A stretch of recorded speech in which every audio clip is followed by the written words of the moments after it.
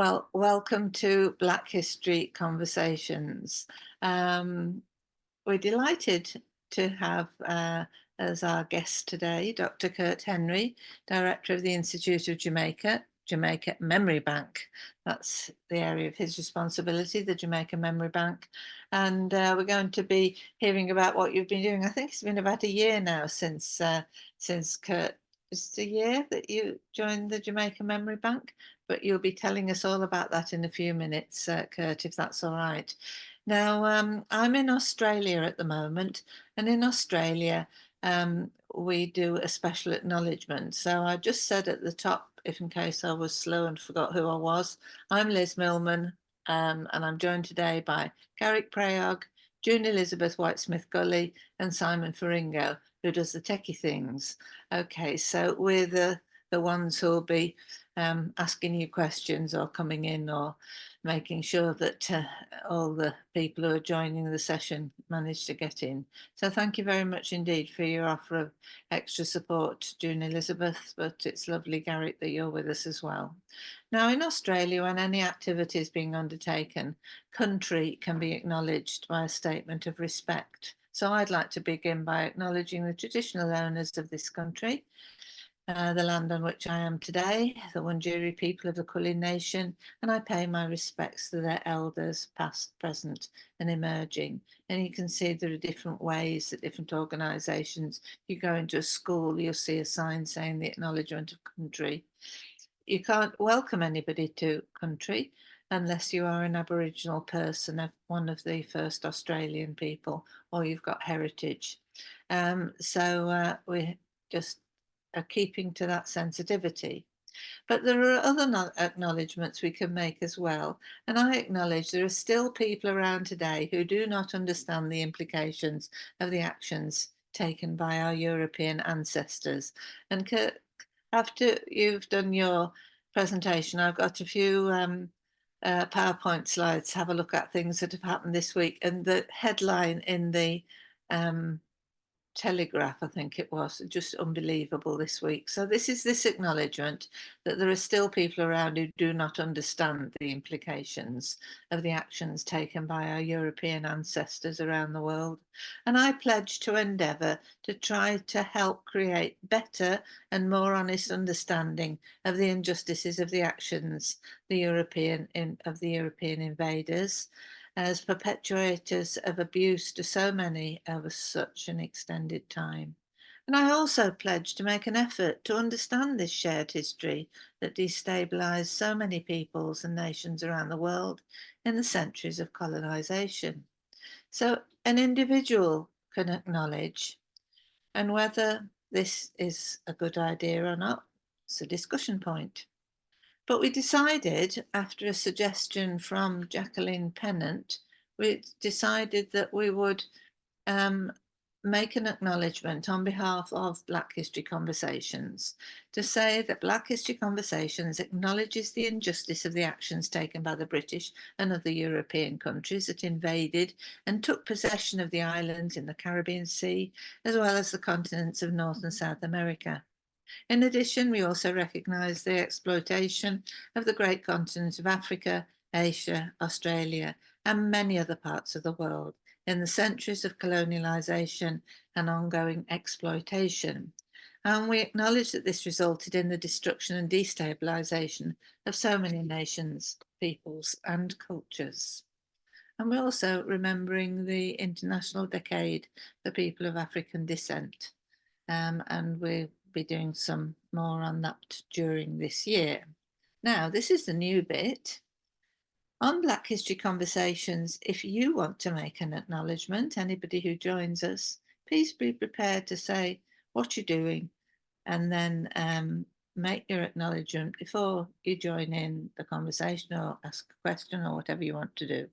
And if there's anything you wish to talk about offline, because we are aware that some of the subjects we're talking about are really very, very difficult at times. So you can contact myself or June Elizabeth Whitesmith Gully. We didn't think you were going to be here today, Garrick, or Garrick Prayog with a message through the chat. Okay, so we're now going to stop sharing for a moment because I'm going to ask Vivian Crawford. Vivian, it's the tradition in Jamaica, or the custom in Jamaica, to say a prayer. And so we're going to ask you to unmute yourself and say a prayer, please. Thank you, Liz. Colleagues, let us pray. In reverence, we approach the throne of grace, God. You are working with us, and we seek to work with you.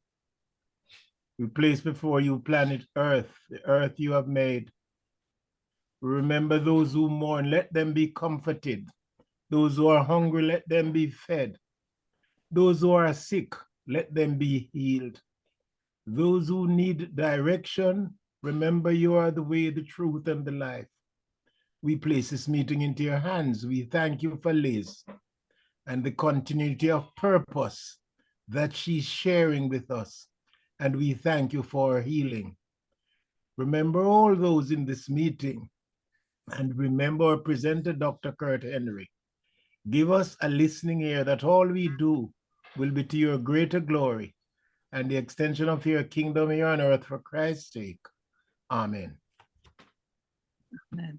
Thank you very much indeed, Dr. Vivian Crawford. Okay, so we welcome another couple of colleagues who've joined us. If I haven't got your email addresses, perhaps you'd put those in the chat so that we know we can get back in touch with everyone. Okay, so we did the acknowledgements, and now we're on to what we're really interested in, the focus for today. So we're really grateful, Kirt, that you've joined us today, and you're going to let us know. I don't know if you want to have any PowerPoint slides, or are you just going to talk to us, or we can have a conversation with you, but it's really great that you've joined us. It's really lovely. So over to you, Kirt. Thank you so much. Good morning, everyone from Jamaica. I see that my my mentor is here, Dr. Vivian Crawford, the former executive director of the Institute of Jamaica, and an esteemed organization of which I am a part. The Institute of Jamaica was established in 1879, primarily for the encouragement of literature, science, and art in Jamaica. And of course, the African Caribbean Institute of Jamaica, Jamaica Memory Bank, of which I am currently the director, was established in 1972 by way of a cabinet submission. The primary role of the ACIJ, which I'll refer to it as the organization as the ACIJ hereafter, the primary role of such a division, especially in a country with a population of approximately 90% people of African descent, was to research the history and give light to the culture of a people who have been displaced and transplanted and colonized and enslaved, a voice within the island.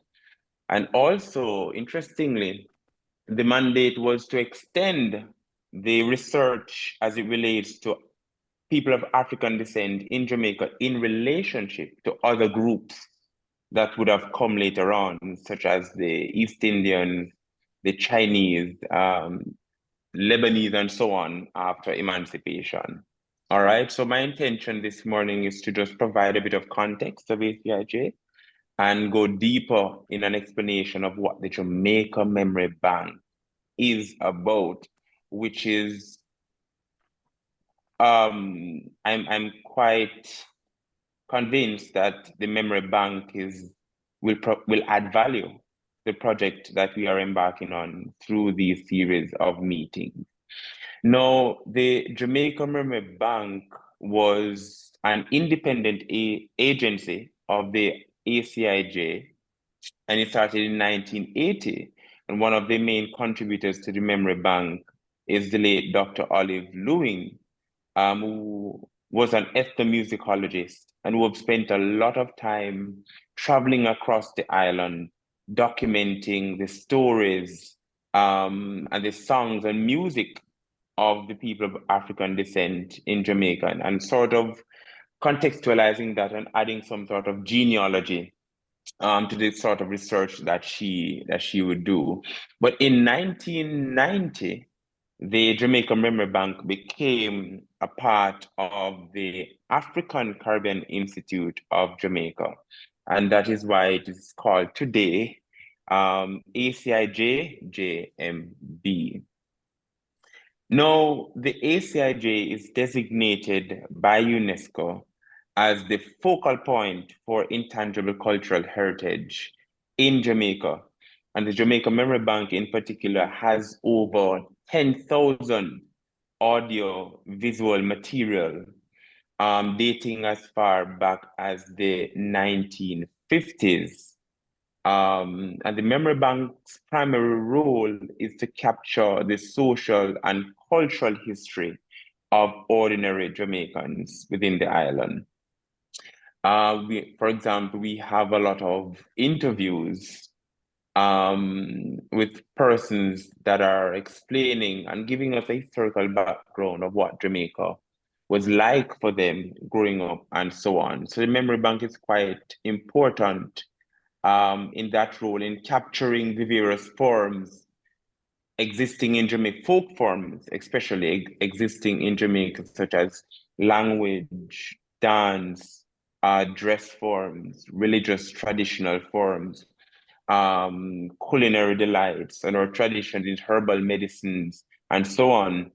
And as I mentioned, religious forms, the Memory Bank also has a lot of information on forms such as kumina, which is unique to Jamaica's religious experience, and also revivalism, an Afro-Caribbean Christian religion of which I am a part, that was emerged in the early 1860s in Jamaica out of a response of colonialism and enslavement in the island. So the Memory Bank is rich in that regard in terms of capturing the stories of ordinary Jamaicans.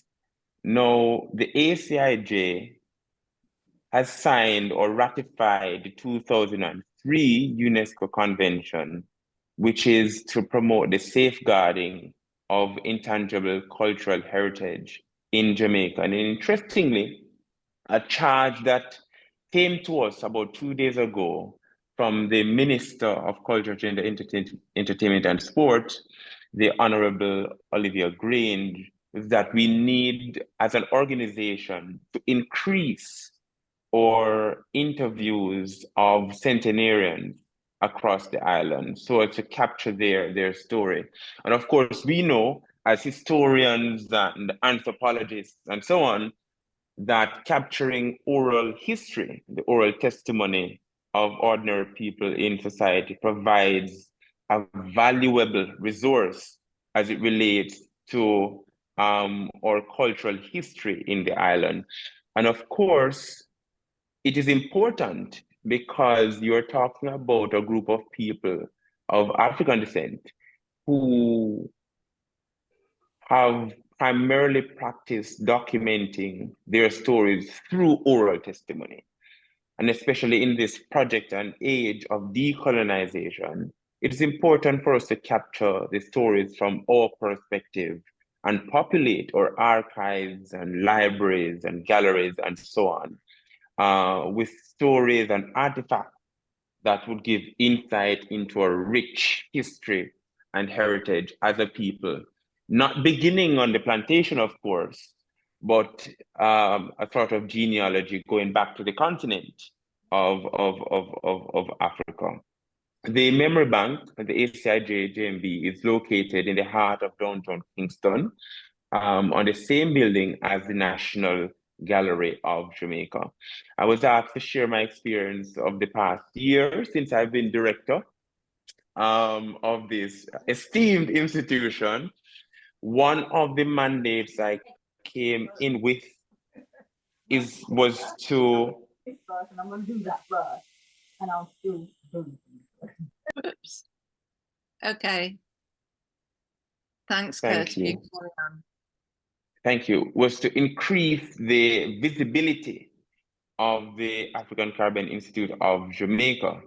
And I'm proud to share that we have increased in terms of our viewership and participation.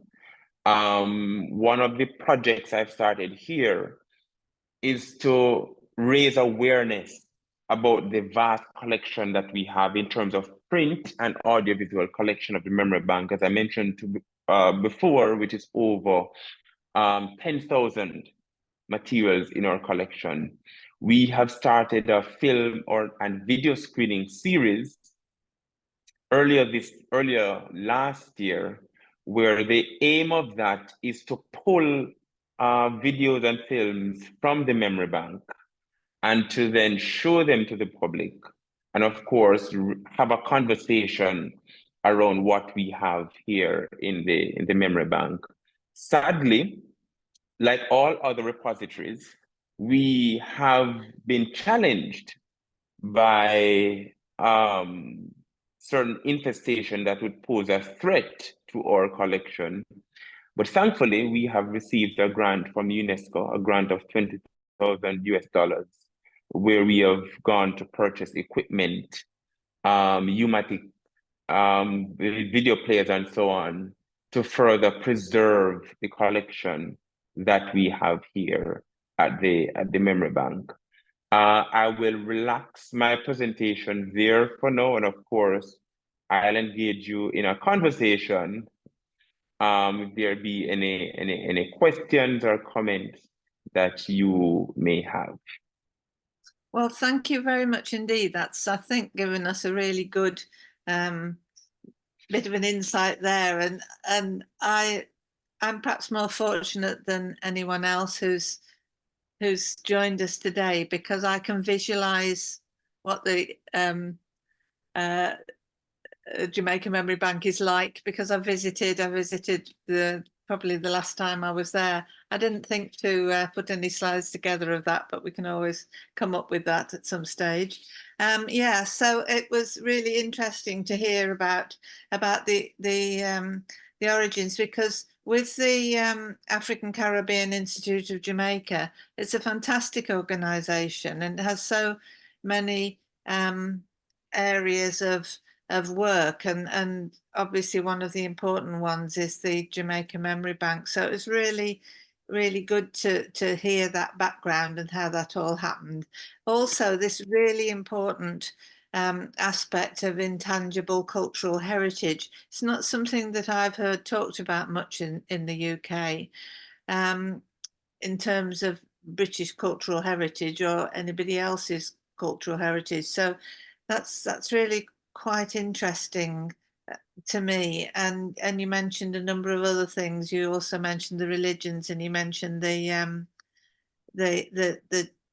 Christian faith and the Church of England. Now, last week, I won't go on now because I know June Elizabeth wants to ask you some questions, but last week we had two of the members of the Oversight Committee of the Church of England looking at the reparations that well, they're not calling it reparations, but the actions that they're going to take, recognising that they had a really important role. And I've been trying to think in Jamaica where the Anglican churches were, and the third, I think, Anglican church, I've done my research in Jamaica, is the church at the Alley in Via, St. Peter's Church. And that's interested us before because we think that was roofed with Welsh slate. So another story to explore there. Anyway, I won't say any more now, but that was just a brilliant start off. So it's okay if I ask June Elizabeth now?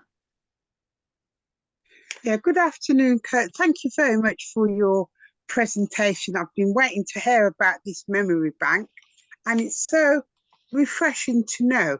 In fact, I'm asking a similar question to what PJ has put in the chat. Did you want to read it out, Liz or Garrick? Yes, I can do that for you. That's 2 in 1, Kurt. And on top of that, I was going to ask you, did you state that the collection started from 1950? just for clarification. Thank you.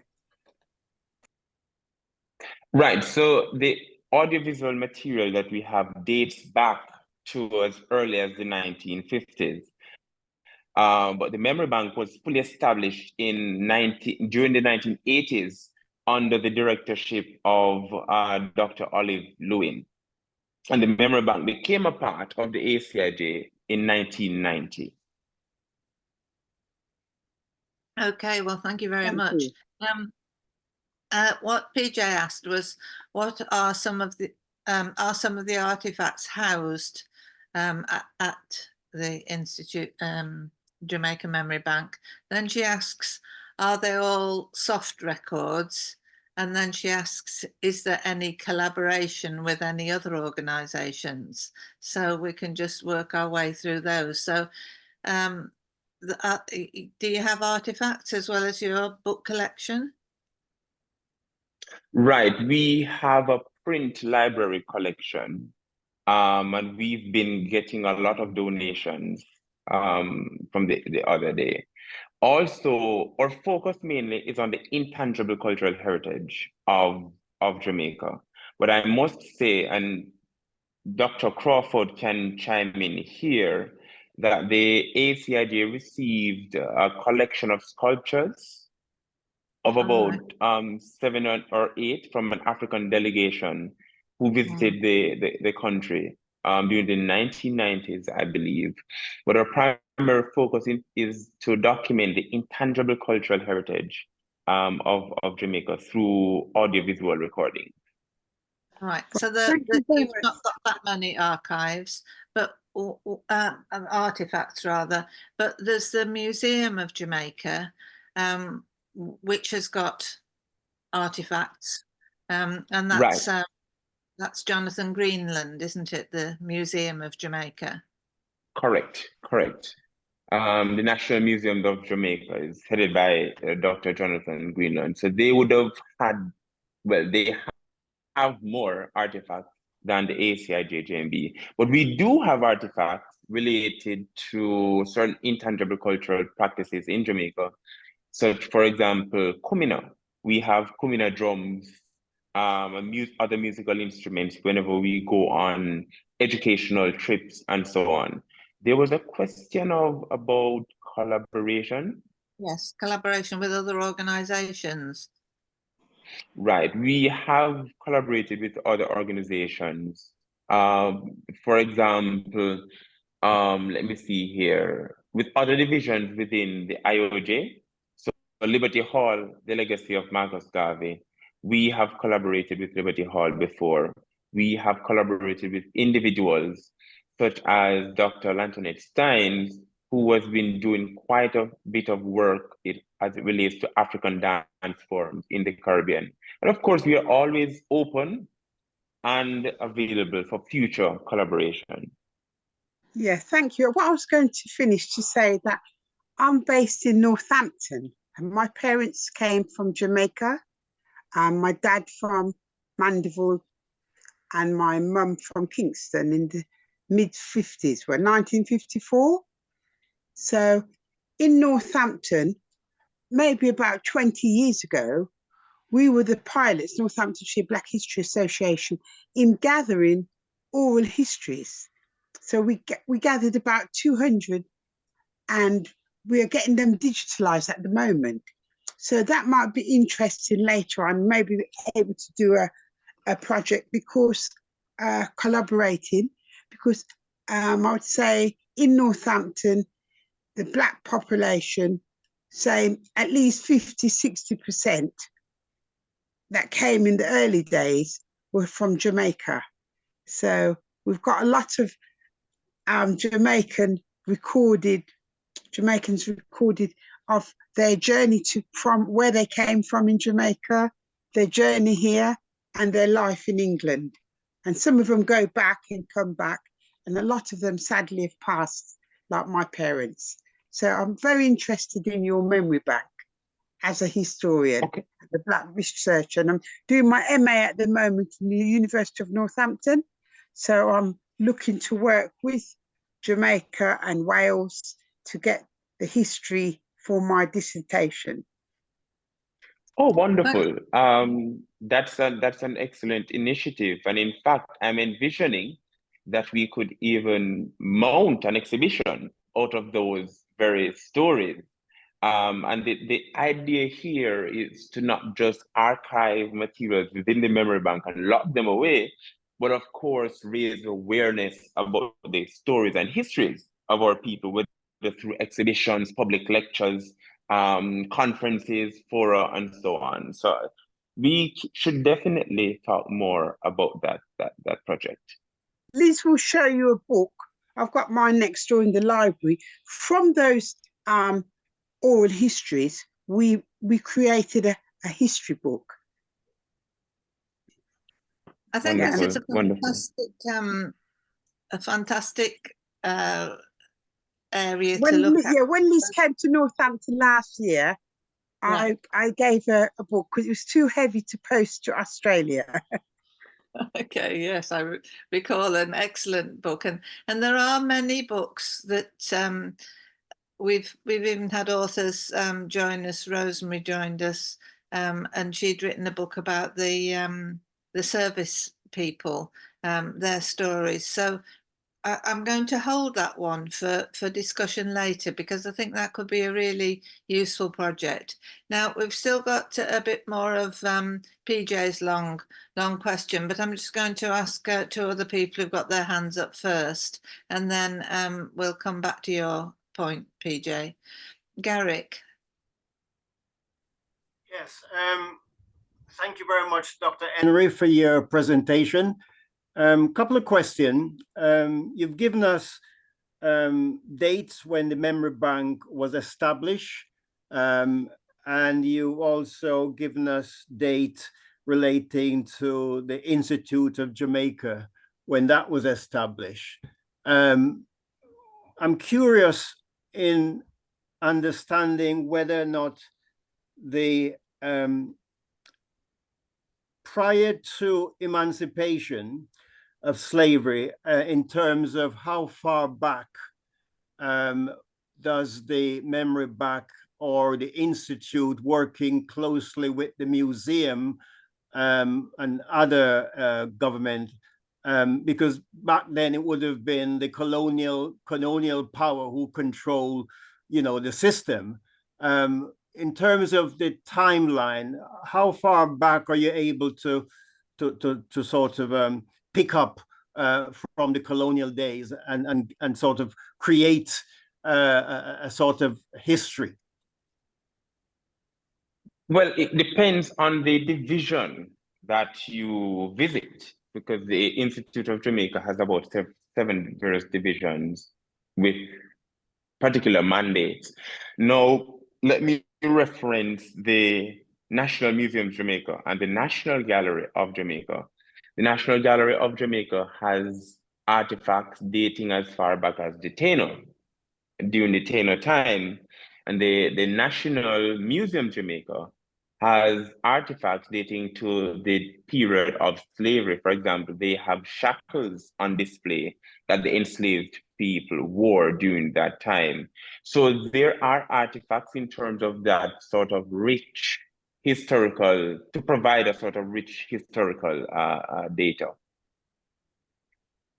Okay, well, thank you. Garrick, does that explain? And that it's interesting that you said that Babsy Grange had said that to increase the number of centenarians who are going to be interviewed, so that their stories. So it's very much about the people's stories. And in Wales, we have something called the People's Collection, and we tried to link the two together, but they're actually quite different. The People's Collection, people can put their memories, their stories online, which is different than you seek out the stories and then keep them online. And So there's a slight difference in the way they go about things, but we can talk again and about that collaboration. Sometimes things work, sometimes they don't, or it's not just the right time. I'm now going to ask Nigel Sadler. Nigel spoke on Black History Conversations some time back now, telling us about the wonderful work he'd done. So just give us a bit of background again, will you please, Nigel? I was director of the Turks and Caicos National Museum for 7 years. I've been writing books on slavery and enslavement since then, and I've been involved in a research project looking for a slave ship that sank off the Turks and Caicos Islands. My question, first of all, I'm going to apologise. I'll be running away in about 5 minutes. I'm going to go on a school run to get my son. But the question with intangible heritage, it really came to forefront in museums at the 2004 Seoul Icon Conference. Because Seoul, of course, during the Korean War, lost a lot of their physical cultural items. Museums are raided, items are destroyed. The problem with intangible heritage is it's linked to the people, and people move. And one of my biggest concerns when I worked in England and in British museums around Britain is that Black History Month sees these little projects start up. They record oral history, they take artifacts, they take photographs. And then when Black History Month ends, the museum moves on to the next project. So these museums around Britain have got these small little archives of oral history recordings, of artifacts, of photographs that will never see the light of day again because no one knows they've got them.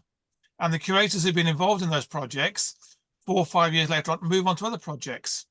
And so I did some projects related to Trinidad when I was or for the West Indies, looking at Trinidad especially, for a project in Waltham Forest in the 1990s. I know that material hasn't been looked at since because no one knows it's in the museum, because we worked on the project. And the project with intangible heritage, therefore, by being linked to people, a person who's moved from the Caribbean to Britain in the 1960s, 1970s, still has a memory of their time in the Caribbean. In Jamaica, they still have a memory of family traditions coming out from the Caribbean, but they're going to get locked in collections which no one will ever look at because they don't know they're there. So the one challenge I'll give you is how do we unlock those collections? Now, I know there's a big project in Britain at the moment looking at maybe saying a National Museum of Black History.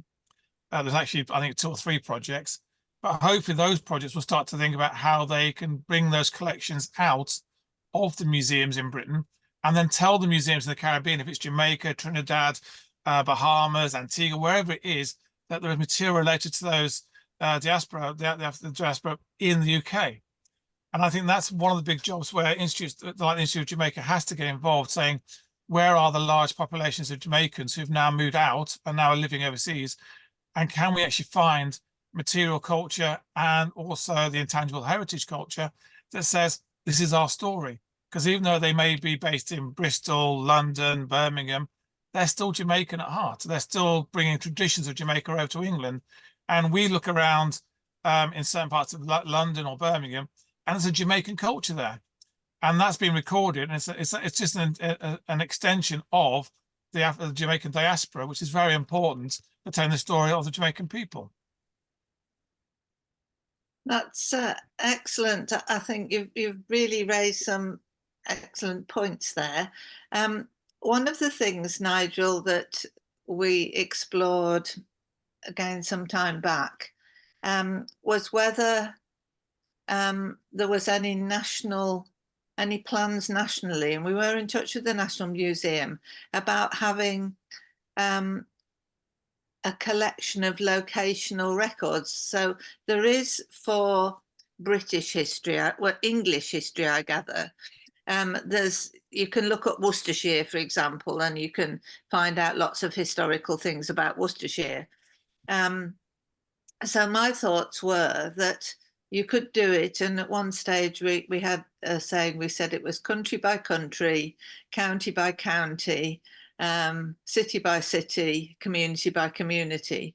So you could have, say, in a small community in Worcestershire, as I'm using as an example, you could find that there was stories of Black history links, but there may also be stories of Jamaican people or any other people who'd come to that area and their stories had been recorded. So now we can talk across the world it is possible that we can then make those sorts of links. So I think some good points there, Kirt. You're back again. Your camera went off and I didn't come to you. So can you respond to Nigel's points?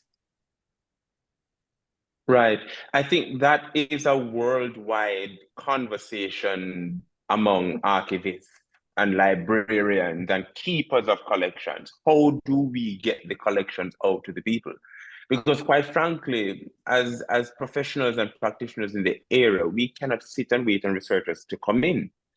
We have to find creative and innovative ways. And that is why I've started a film screening or video screening series where we invite the public to come and view videos, particular videos within the collection, and then have discussions around that.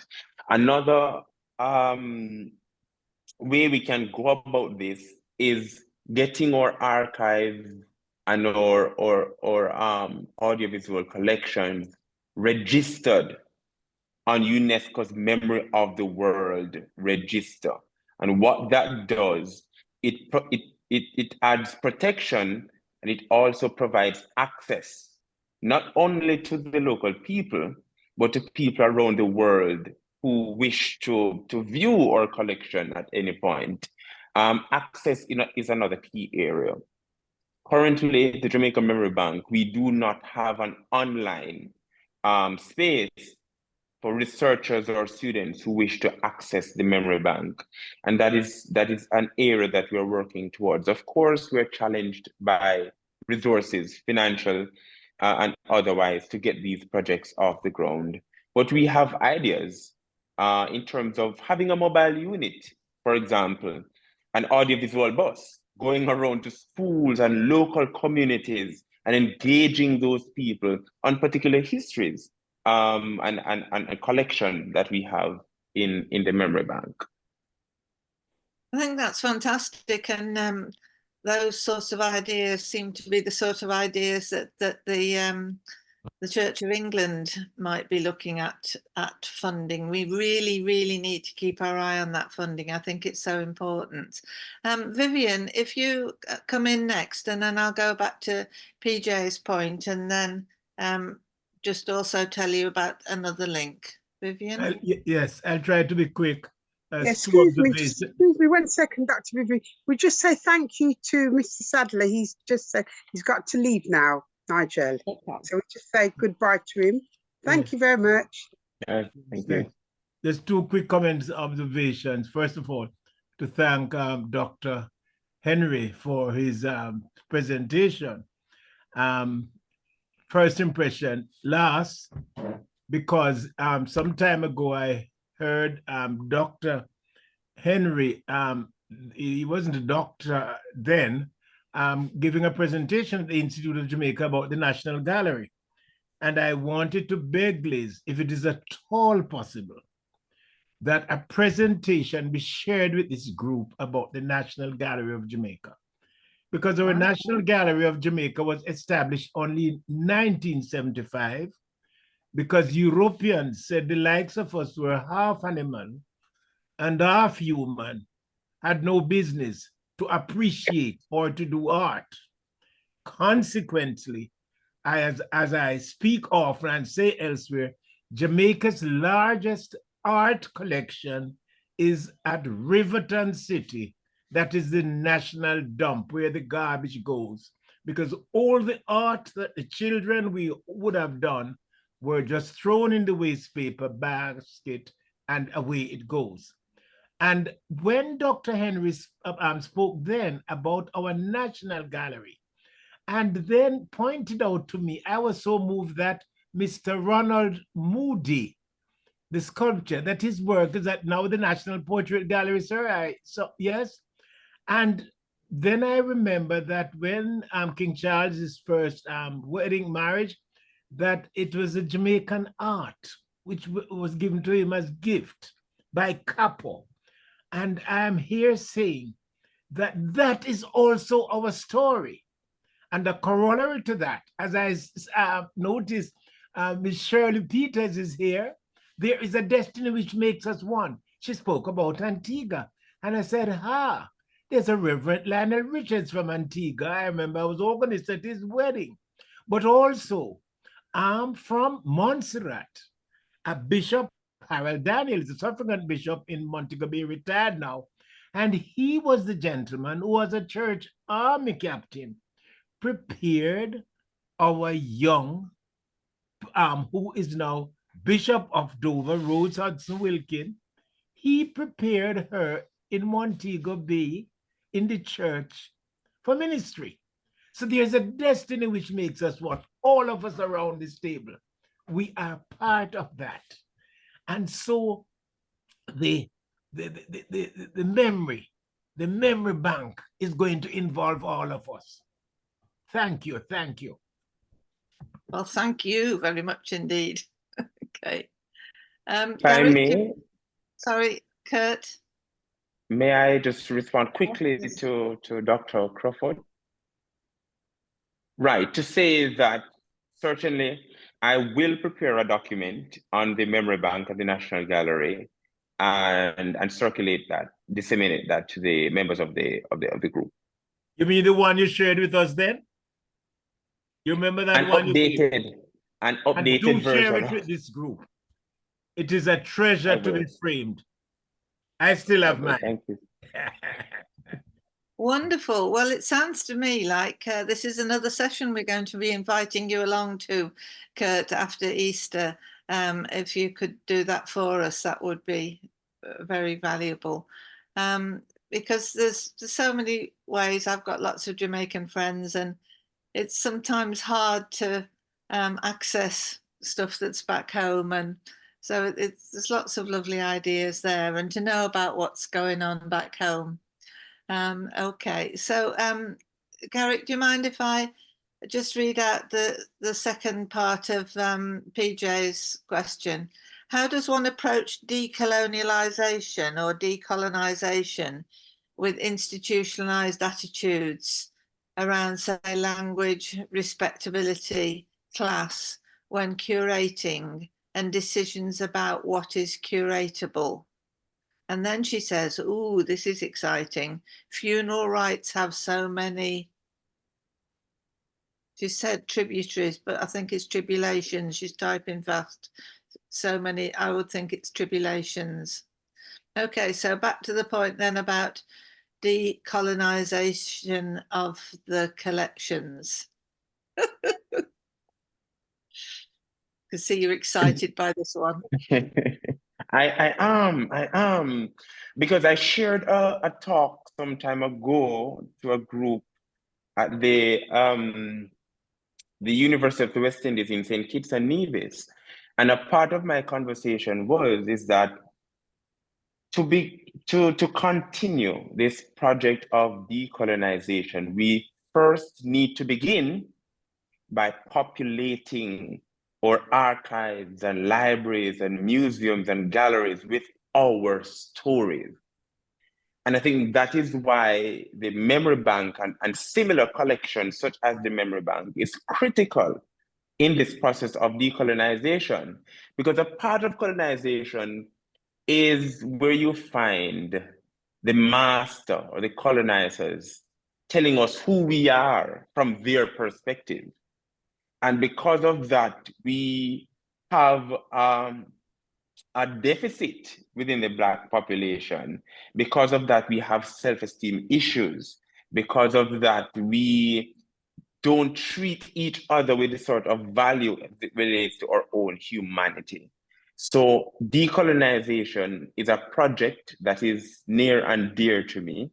And we have to start and continue that process by populating the resources of the collection that we have with our stories. That's a fantastic response. Thank you very much for that. And now I have to express my ignorance here. PJ meant tributaries. The point that she said was funeral rites have so many tributaries, meaning that in so many strands that stem from the idea of funeral rites. So that was a point that she's made. So I don't think you have to comment on it unless you want to. Should we go to Garrick then now?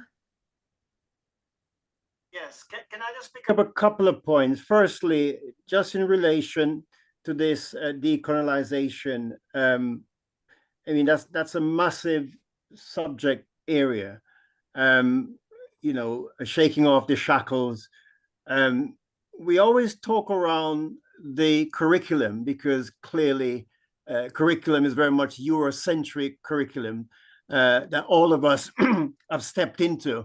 And as a result of that, we understand that you know, the curriculum certainly need to be recolonized or decolonized. That's the first thing.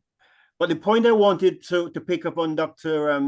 Vivian, in what he just sort of gave us an illustration of you know, Black history conversation is not a localized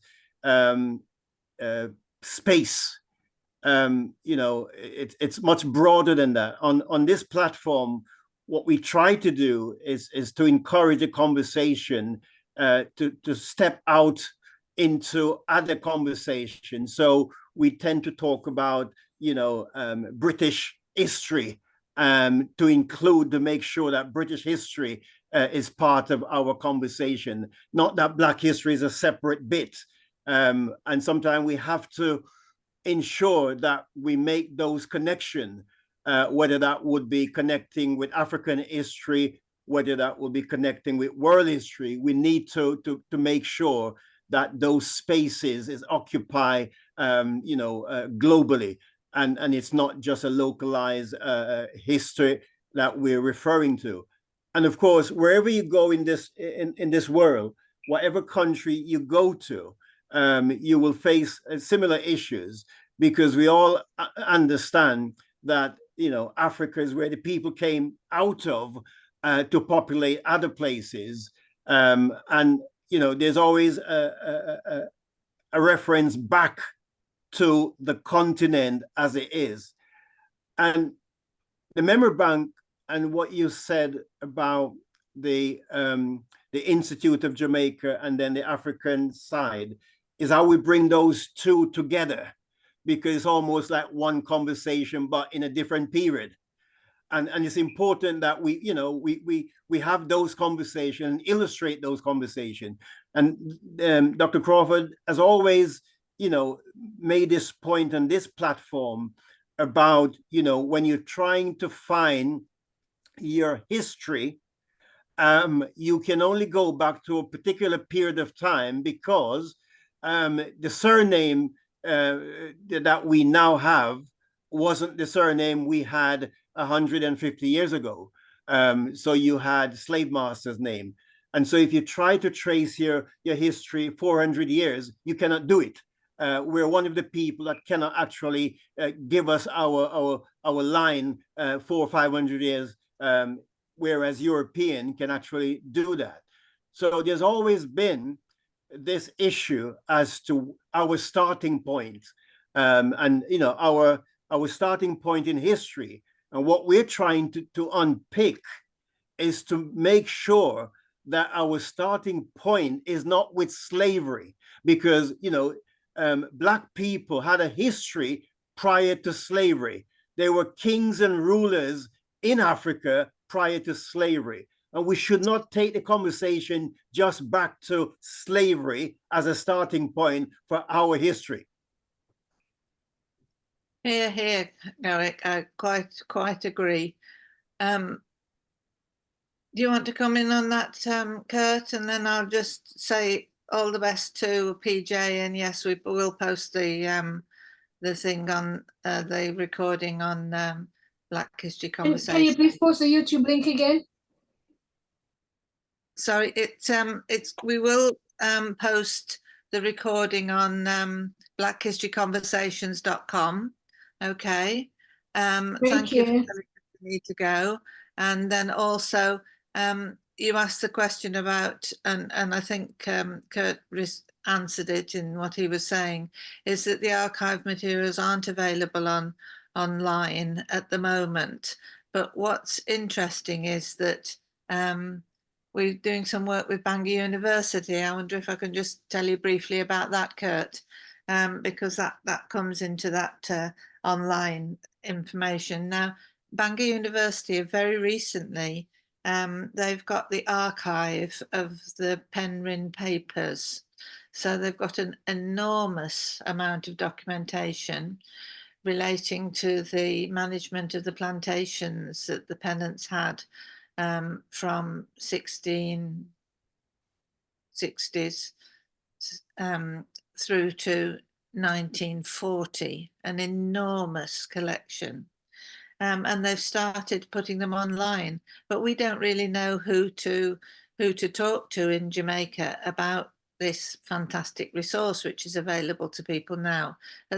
To begin with, they've just put online some account books, but these actually name individual enslaved people, which is fascinating. I mean, I can find it and pull some up to show you if you're interested, but we're not sure what to do about that or whether that would come under your remit or not. So thank you for your points, Garrick, very much. So Kirt, what do you think about the Bangor University online materials? I am always excited when it comes on to materials promoting and sharing the history and experiences of Black people, not just enslavement, because as Gareth rightfully mentioned, in terms of the curriculum, there is a sort of re-education that needs to take place when it comes on to our people. And decolonization and emancipation in particular is not a physical problem anymore. Currently, it is a mental problem, psychologically, and as it relates to trauma, because research has shown that over 400 years of slavery, our people are still traumatized by those experiences, and we have not gotten any sort of therapy. We've not gotten any sort of resolve as it relates to financially and so on. And that is why the conversation of reparations now is so important where that is concerned. Now, picking up on Garrick's point, it is important that historians and educators in other fields begin the story, the Black story, from our point of origin, which is the continent of Africa. Because what I need people to understand is that, and Garrett touched on it earlier, we were made into slaves, we were enslaved. There were people taken from the continent. There were doctors, lawyers, powerful medicinal men, kings, chiefs, and so on that were taken across the Atlantic and made into slaves. So of course, we have a rich history that started long before plantation history. And it's also a self-esteem problem, especially among Black youth, where they feel less than when they're in spaces, especially as people of color. There is a kind of feeling of inferiority that we need to push back against. And if you teach a story that our history began on the plantation, there's no way you can empower a group of people by taking or approaching history in that particular way. So there's a lot of things that we need to do beginning from the schools and the ways in which, as Black educators, we continue to educate our people. And I think we need to come into or step into a light where we see ourselves as agents of decolonization rather than simply educators reinforcing a curriculum. That's a really good point. Agents of decolonization. Yes. We're also going to have a speaker after Easter called Atinuka, and she's a children's author. She's Nigerian. She actually lives in Wales, and she's written 2 amazing books for children. One is about amazing Africa, and the other one is about brilliant Black British history. and it'll be really interesting to hear from her as a Nigerian with a Nigerian background and what she's written, and then provided these resources for use, you know, in our British schools, but they would be not the British one perhaps, but the African one would be great to have in schools in Jamaica as well. And I think this sort of sharing is really has so much potential. We just need to get some funds organised. So we'll talk about that in a minute. Right, okay then. This is just to let you know that this is what's online.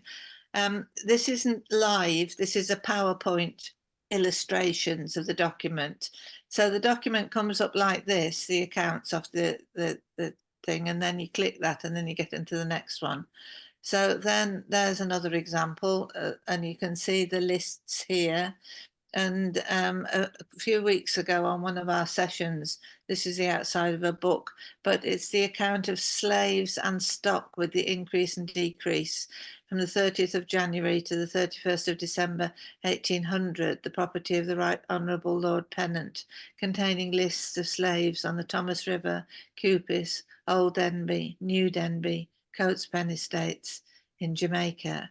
And it's just the almost matter of factness that can be really quite distressing. And then we had a look at this in one of the sessions. Dr. Crawford was with us, and we began to look at the names of the enslaved workforce, and actually discovered that a lot of them have two names, and that was quite interesting, because that wasn't the story that we understood. And there are summaries with the numbers. It's hard, and I feel before these is made just generally available, it almost needs, well, it's like I talked earlier about an acknowledgement. It almost needs an acknowledgement and an explanation about what it's about, because it's very hard just to, well, it's physically, it's literally very difficult to read the sort of writing it is and the age of the documents. But that's just to give you a bit of an idea. I can make this one quite a lot bigger, I think, so we could look. So you've got here James Douglas, you've got William Williams. This is 1808, so we're talking just about the time of the abolition of the transatlantic trade in Africans, but you would have still had enslaved people on the plantations, and their occupations are listed: Cooper, Smith, and then we've got Francis, and then can't read the next one, and then a mason here, looks just like Ned, Morocco, and then William Walker, who's named as a groom. So we were asking questions about why was it that some people might be named. Anyway, as you can see, I'm scrolling down the page here. I actually screenshotted a whole lot of the documents, but I'd really like to have a high-level conversation, both with you, Vivian, and also with Kirt, because this is the reasons that the papers have been made available online is so that they can be seen and they can be researched. And also the Bangor University archives, who are lovely, lovely people. They've had a projector installed in the ceiling of the archive so that it can look down on the big maps and show us the big maps. So I'm not quite sure what how we go ahead to share this. Have you any ideas, Vivian, if Kirt's disappeared for a minute? I wanted to say, Liz, that I regard this session as the Liz Millman School, and I try not to miss it. I try not to miss it, because all that I had missed in my life so far, all that I was not taught with this wonderful group at these meetings, there is so much to learn and unlearn. Now, the document you have It looks like a contradiction with two names. But those names are only for the estate. Those persons were never registered in Spanish Town as human beings. They were regarded as goods. And that is why Bert Samuels, he incidentally is one of the attorneys with the Vibes Cartel case. When I mentioned this at a National Council and Reparation meeting, he said, he had gone to Spanish Town to research about a person's name. And after almost giving up, the receptionist said to him, "Sir, you're looking at the wrong section. You have to go and look over the section marked goods." So on the plantation, they might have two names. Sam Sharp had two names because he was named after his slave master, Samuel Sharp, who was a lawyer. But for registration purpose as human beings, they are not recorded in the archives at Spanish Town. That's really interesting, isn't it? Kirt, are you still there?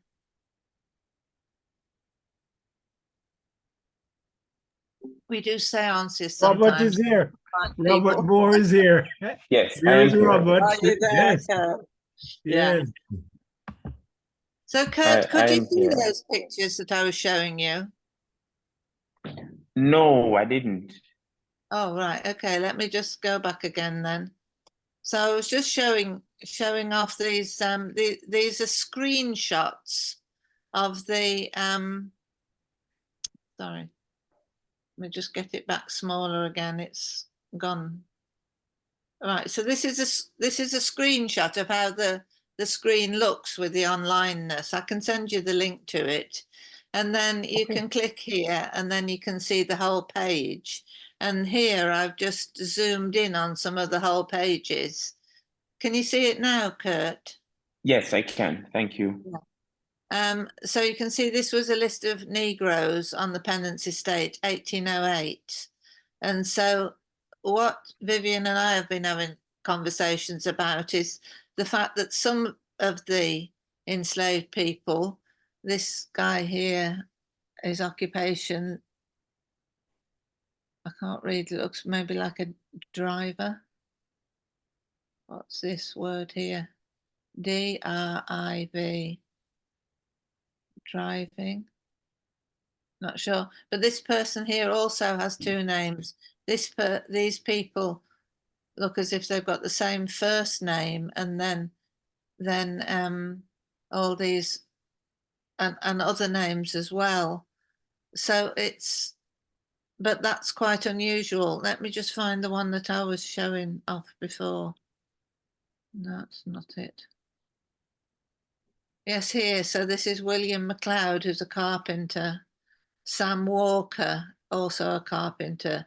Hector, Cudjoe, Archie, Roger, Dick. They're all the same. But on this side, we've got Ned, who's a mason. We've got William Williams, who's a smith. James Douglas, who's a cooper. So it's really interesting how it comes up, and then there's all kinds of figures and all manner of stuff. And it's so systematically recorded, page after page. And what upset me when I first saw this and saw the paper versions of this, the actual versions in their archives, is that they list the men first and then they list the women. And this is every time they do this audit, like once a year. And then they list the boys, and then they list the girls, and then they list the animals. It's really kind of hard to go through, but they're really making an effort to make these documents, and they've put all these online now. So my question is, how can we talk to someone about somehow introducing these documents to people who'd be interested in Jamaica? Have you disappeared again, Kirt? Can I make a suggestion? Yes, thank you. Oh, Connie, welcome. Just tell us Hi. where you're from, Connie. I'm from Decolonizing the Archive. Oh, Yeah, we're based in London, and we actually did some research on the Pennant Estate. So the first thing I need to make clear to you is that some of the people that they had moved from Jamaica to there were troublesome Maroons. So one of their solutions to getting rid of what they would call troublemakers was to remove particular persons from the Maroon community who they, and they did this as well all over. They sent some to Sierra Leone, they sent some to Canada. There's a whole history. But the point I'm making in regards to your question, some of these were Maroons or people, allegedly aligned with the revolutionary movements and so they were asked to go over to build this castle. Now, to answer your question, one such approach for persons both on this side of the border and also in Jamaica is to get involved with this type of information, is to link the actually extraordinary history that this castle is still very much a tourist attraction, and that there are families from this particular area of Jamaica that are actually quite relevant and still around, okay. Connie, can I just interrupt you for one moment before you Yes. say any more? We have here with us Dr. Vivian Crawford, and he's chair of the Pennant Heritage Research Group, Yes. which normally meets every week. We didn't actually meet yesterday, but thank you, Lindy. Lindy's leaving now. So Connie, we meet every week with people from Pennants, the community of Pennants in Clarendon, and we have this Pennants Heritage Research Group, and we've put in applications to a fund that the family have. They're called Douglas Pennant, that's their surname, the Douglas Pennant Family Foundation. So we are a long way along this line. And the reason that we're doing it is that Garrick's the chair of the North Wales Jamaica Society. I'm the secretary. And my father was born and brought up really near the castle, Penryn Castle. So we're really into knowing about that history, and it's just such an amazing story. And then what happened was that all the archive records, a very bright spark in Bangor University offered to the Pennant family to take these records off their hands and kept them as an archive. A lot of the plantation owning families just destroyed their collections of records. So Connie, I just wanted to put that in so you were better informed, because the comments that you're making are just brilliant. Yes, but sorry, on a point of order. Connie spoke about troublesome Maroons, and I declare interest. That the nomenclature was always used by the colonials for anyone who gave trouble. There are only 5 Maroon communities in Jamaica: Flamstead in St. James, a Compound in St. Elizabeth, Yes, Charlestown in Portland, Scots Hall in St. Mary, yes. and it's so named Scots Hall because the British sent the Scots there to interact with the Maroons there to find out what was going on. That's and then right. Moortown in Portland, where I'm from. Sorry. Yes. Any trouble, any challenge that the Europeans had, they gave the nomenclature Maroons. And you spoke about some going to Canada.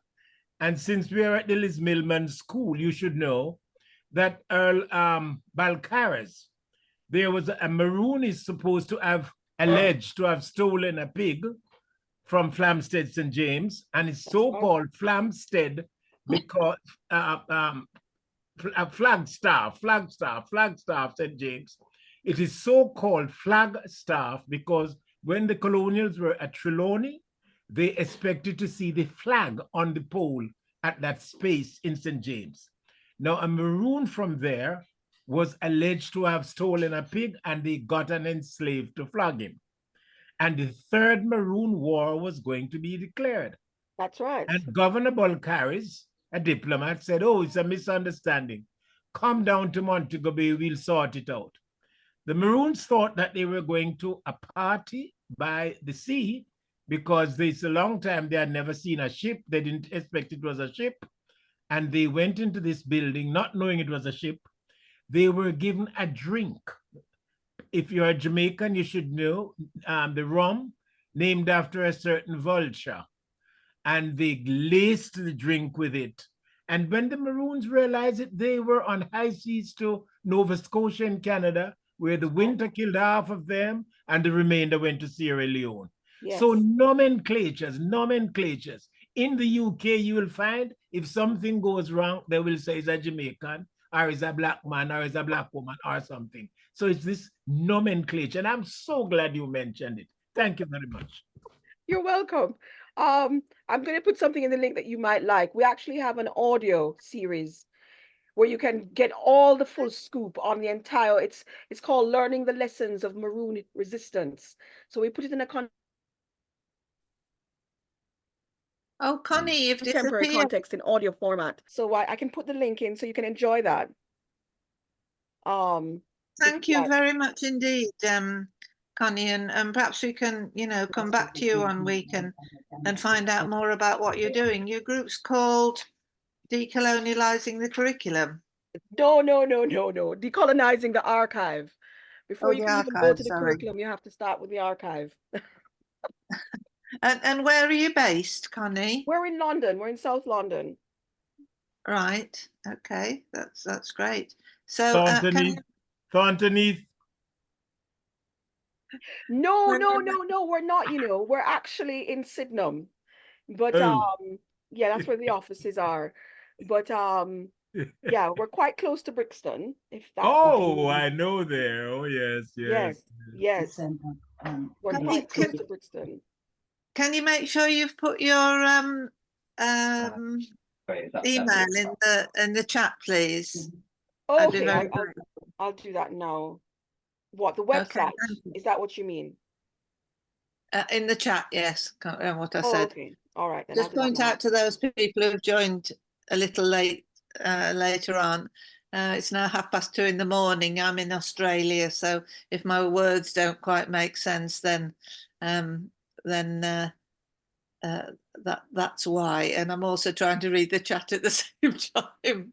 Okay, so Decolonizing the Archive is interested in this document, and we've had some research done on this. Oh, we just spoke about that, so you don't need to. Yeah, go ahead. Yeah, I think one of the things, Connie, with the Penryn papers, so many people have researched them that it would be a good idea to have a network of the people who've researched them, because there's so much of them that different people pick out different things in it. So so when I've got your email, I can send you the link to that. And Lindy said when she was going that she's just going to the opening of a display at Colwyn Bay Library. Now, this is a really interesting story, nothing to do with Jamaica, but I'll just say it because it's in the chat. The exhibition is called Reimagining Congo House, or the African Training Institute, which was a training institute for African, mainly boys, mainly men, in Colwyn Bay. So that's really interesting. And our colleague, Mifikela J. Samuel, is there. Right, okay, so Kirt said that he has to leave soon. Well, I hope I've jolly well managed to say thank you to you, Kirt. You've given so much time. It's been absolutely brilliant. Thank you very much indeed. And please, will you come and join us again? And can we have a Zoom meeting with the Penance Heritage Research Group? That's normally on a Thursday. If you can come and join us and then talk about how we can link up with you, and we can do that history. Thank you so much. Do you want to say anything else, Kirt? Yeah, just thank you for having me. This is, as Dr. Crawford mentioned, earlier, this is a school. I've learned so much from you. It's really a rich exchange that happened this morning. And I'm just looking forward to the collaborations that will come out of this conversation. So thank you again for having me. Thank you. Thank you very much indeed. And I'd just like to point out that the reason that we've done 132 or however many it is sessions is because this is my opportunity to learn. I found myself here in Australia during COVID and have access to a TV channel that they run here in Australia called NITV.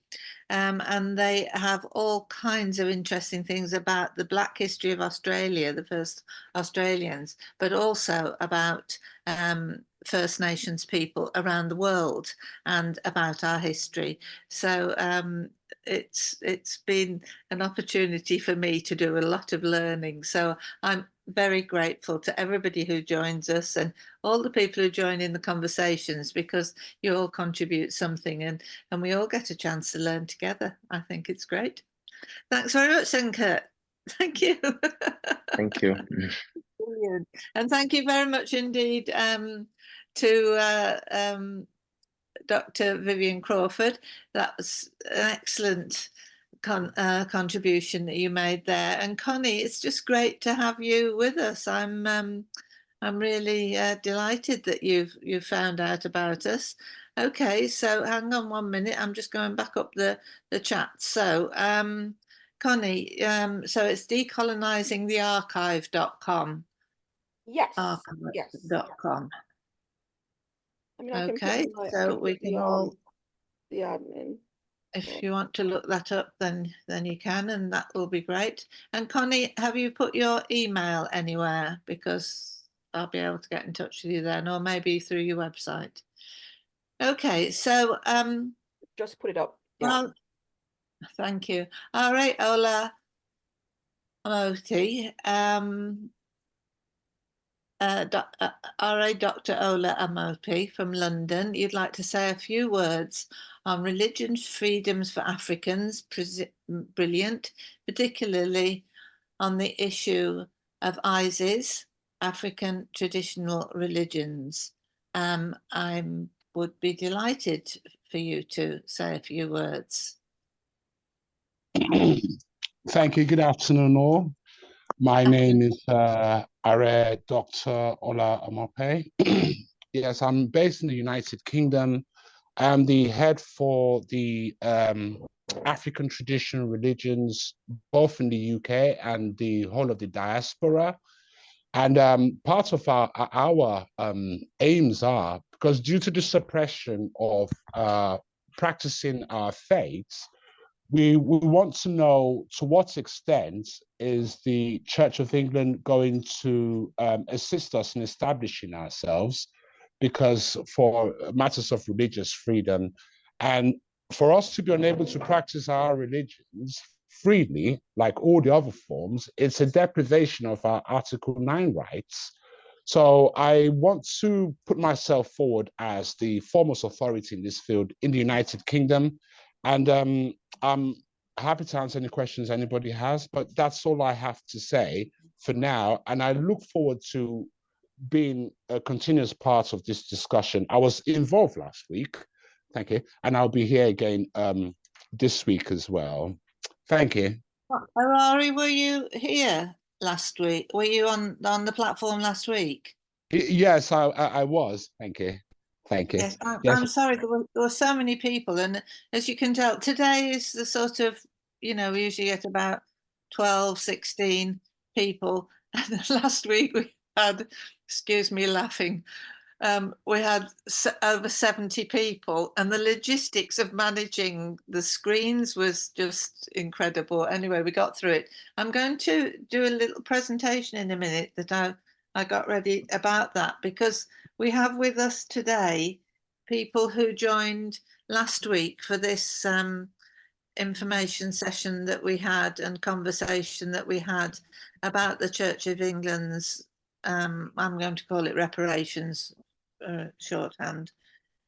So I'll do that now. I'm just writing down yeah, decolonizingthearchive.com. That's lovely. So Connie, I can be in touch with you. And would you mind very much? Oh, you BBA advisory. That's your number there. Okay, right. I'm just going to find the PowerPoint again. It's disappeared. Just a minute. Just let me regroup myself. Right, here we are then. Right. I'm going to hop ahead to this. Right, there we go. I found last week absolutely fascinating, but I think it would have been better if we'd have sort of had a bit of an information session to begin with, so people understood more about what was going on. So this is my attempt to explain what we were talking about last week. And if you want to join in anytime, anybody, Ari, am I saying your name right? Ari? Obviously not. So let's just go through and have a look. So the Church Commissioners of the Church of England, this is the Anglican Church, they did research into the historic links to transatlantic chattel slavery. So this is the process that they undertook. First, they commissioned research, and it's a particular fund that they were looking at in their church records. So they weren't looking at the wider things that the church might have been involved in. They're looking at this very specific aspect, which shows very, very clear links about how they were involved in transatlantic chattel slavery. Then they came out with an interim report. All this is online. Then they undertook a consultation. Then they allocated how much money they're going to spend to begin with, and then they've got bigger plans to spend things in the future.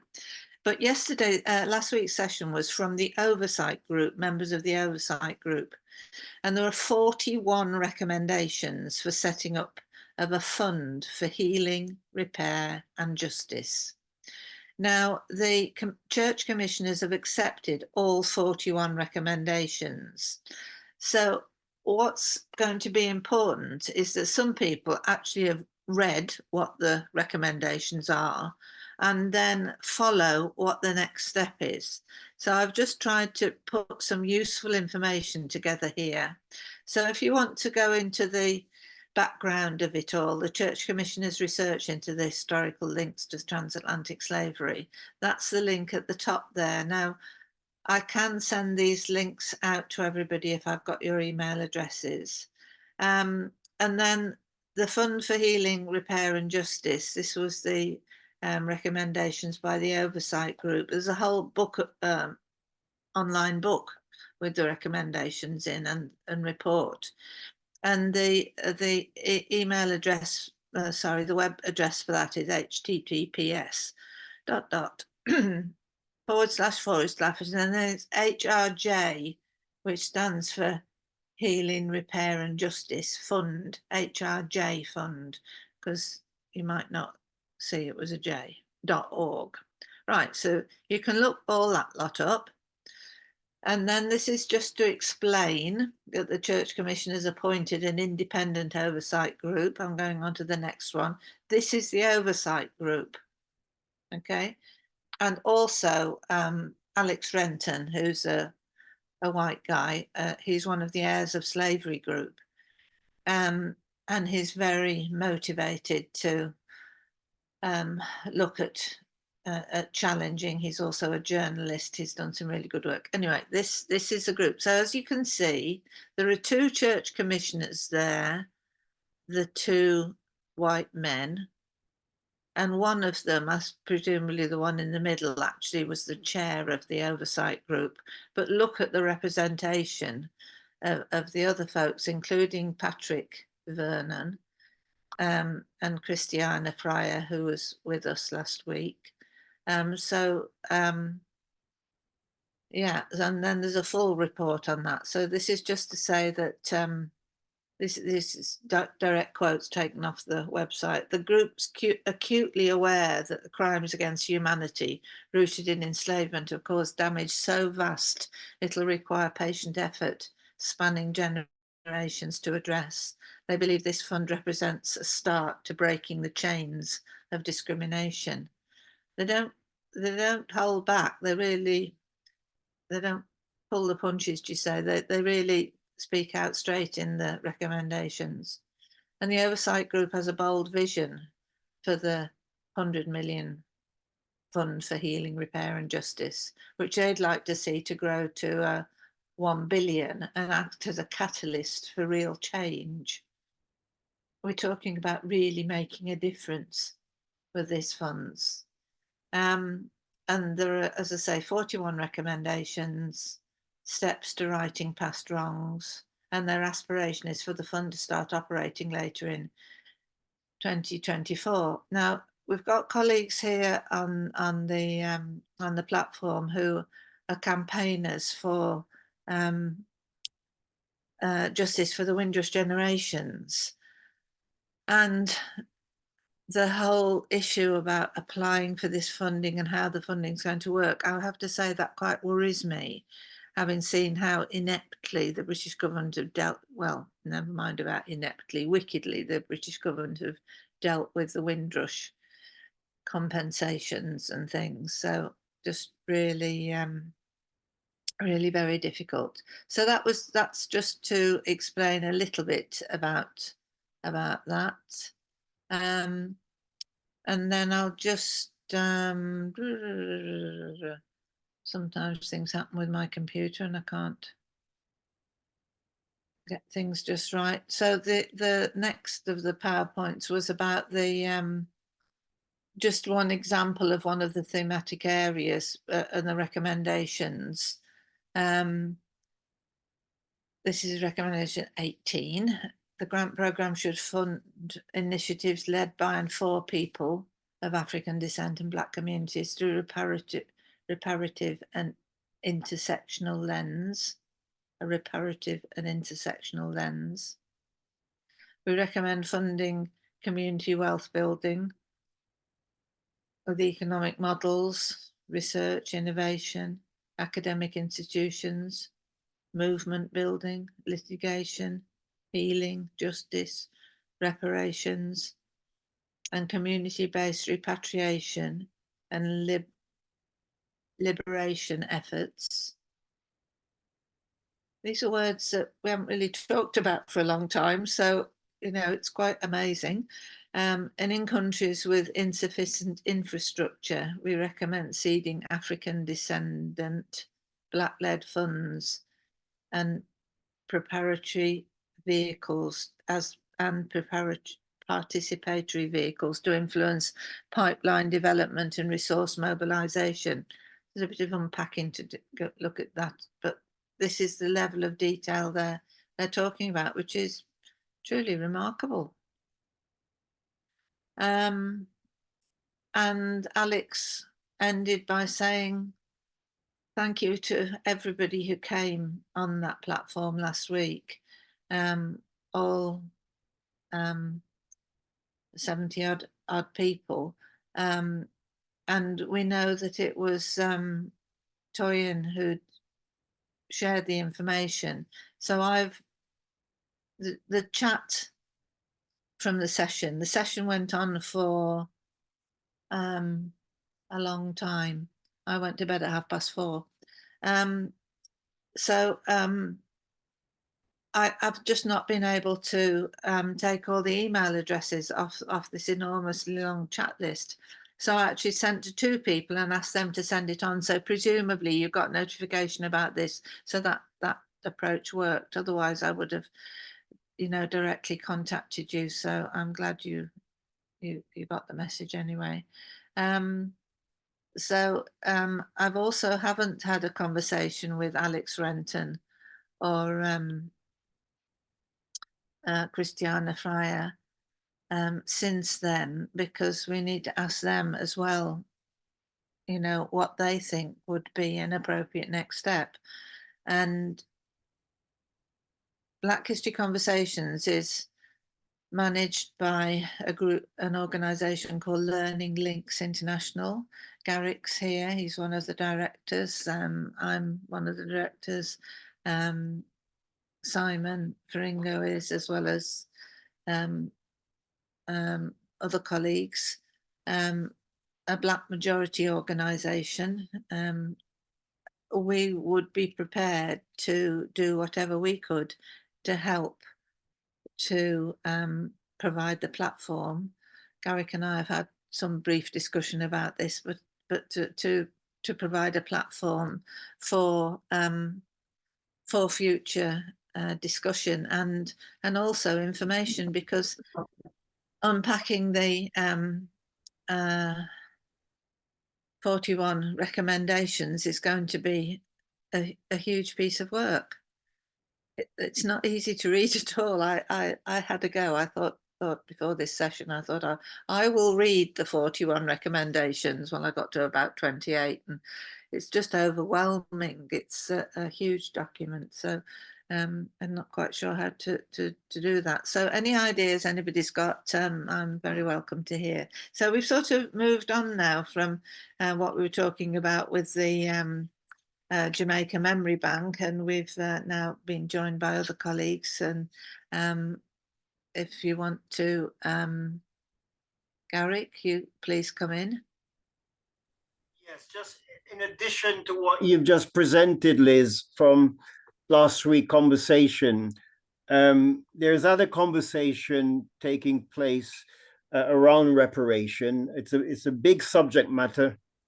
However, as I mentioned previously, the Church of England is also tied into the state. So King Charles, as head of the royal family, we don't know what will come out of his research that is currently being undertaken by Manchester University to look at the involvement of the royal family with slavery. So there will be a separate bit of information that would probably focus just on the response that King Charles will put out, because as you know, when he visited Caribbean last year and the year before, these issues came about. And when Prince William actually arrived in Jamaica, again, those issues came out. People want to know what the royal family will be doing about these issues. So we can't really comment as yet as to what what will be done. But I think that will be another conversation when we have sufficient information from this research. When it's out in the public domain, then we may be able to have another conversation, because that will be a separate set of money that would probably be available. So it's just a matter of watch this space for future development. Thank you very much indeed, there, Garrick. And Vivian, you want to come in, and then I've actually put the recommendations so I can show you. Yeah, as a corollary to what Garrick just said about the Church of England, I do not get the impression that the interaction of the Church of England is the mercy of the Church of England. The Church of England is looking specifically at Queen Anne's bounty, because Queen Anne's bounty, that money was used with regard to enslavement. They profited from it. And having identified the money with quite a lot of interest, they thought they should use some of it. I'm surprised, not all of it, because it's tainted money. I'm surprised it's not all of it back to those who suffered under enslavement. So we need to have on the agenda whatever is going to be researched by King Charles, etc. I think the information is already known. The information is, what are you searching for? What you know. The point is, Queen Anne's bounty was used, invested in enslavement, and I'm surprised there's a debate to be or not to be, whether it should be returned. Thank you. You're absolutely right, Vivian. We all know that, you don't need any research to give you the evidence. We all know that. And when this started, we all expressed the same view. The information is already out there. But we have to wait and see what comes out of this. So, yeah, let's see. Very interesting. I think my first comment was, well, it'll take a researcher about 10 minutes to identify how the royal family was involved in the slave trade. I shouldn't be laughing.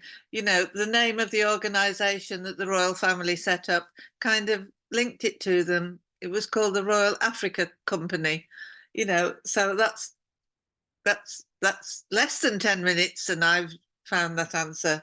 So just ridiculous, really. So I don't know, Ari, whether the oversight group will involve the leadership of African traditional religions, leadership in the healing programs. I don't know. So if you want to now, we can have a look at how the recommendations look. So this is the website with the recommendations on it. Okay. So here are the recommendations. So off we go then. The inside thing is the oversight group has proposed that this fund embark upon a meaningful progress towards healing, repair and justice by addressing the barriers to economic and social equality most keenly felt by the Black communities today, and read on for the specific recommendations. So this is where you find the recommendations, and you really, if you want to know what this is all about, you really have to read this. Just patiently, do 5 at a time or something, because each one takes an awful lot of coming to terms with. There's one here on number 8, broader aspirations. So a pathway towards the £1 billion plus, acknowledging the state of global racial inequity, largely linked to African chattel enslavement. We recommend viewing this fund as a part of a wider systems change. The aspiration should be for this initial commitment to form the nucleus of a larger investment initiative with target assets of over 1 billion. This sum would come from co-investors brought in through the convening and influencing power of the commissioners of the Church of England, a larger allocation from the commissioners themselves, and revision of the investment policies of the main endowment to incorporate principles embodied in the fund. I mean, I don't really know what this end bit means, but quite clearly there's a lot of detail in all of these points. So maybe you can come back and raise some points that you particularly want to look at. But if you want another session, if people are on the platform today are coming forward and saying you'd like Black History Conversations to organise another session, then we will do that. We'll do a special session because we've got a programme planned with speakers and themes for about the next 8 sessions, I think, well into May. We can put on a special session. If that's Vivian. No, I'm sorry, Liz. We are choked. We are choked about sessions. I was hoping that at this stage we would have some implementation. No, I think it's just to understand. If people want a session to understand, then because the money won't be available till later in 2024. That's one of the things it says. I think that might be a good session, Liz. When the funds are available, criteria, etc., I think that's probably very useful for us to have a Yeah, session. when we're talking about disbursement now, we know we all came through the Middle Passage. So we want to know now about disbursement date. We are almost in the middle of the year. No more session, no more discussion. We hereby recommend the following. We hereby recommend the following. Please. Do you want a session to pull together those recommendations? But you see, the implementers will not be there. It's only us who are hurting. Yeah. I felt listening to the long session last week and people were joining all the way through the session, so they like missed the first bits. That people wanted to have their say about the whole process, not listen to what's actually been done and what's been said. And I'm aware that I kind of have got the big picture, but as I say, I've not read all 41 recommendations. So we need to know what they're actually talking about. And it was just, I thought it might help people. People can read it on their own, fine, but sometimes having the discussion with some other people might help. Maybe we'll do it a bit at a time. We'll have an extra quarter of an hour at the end. We'll do that. It's a very emotive subject, and we have to probably be very much focused on one particular point rather than the general thing. So we now know that the money is being prepared. The issue now is about the whole process of eligibility and how the money is going to, how the application process is going to go. Because I think that's what people will be interested to know. Yeah. Great. Right. Well, we're just going to wrap up now with a bit more of the things that I've got on my PowerPoint for this week, so that you know what's coming up. As I say, we've got plans. So today it was great to have Dr. Kirt Henry from the Jamaica Memory Bank.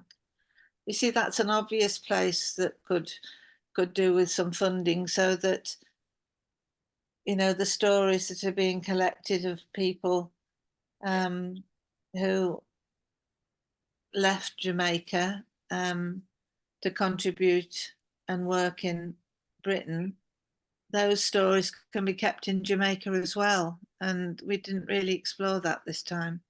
Then next week we've got David Gleave. He's got a fantastic website called Historical Roots, where he's got lots of articles and information about Black history in the UK, people's stories.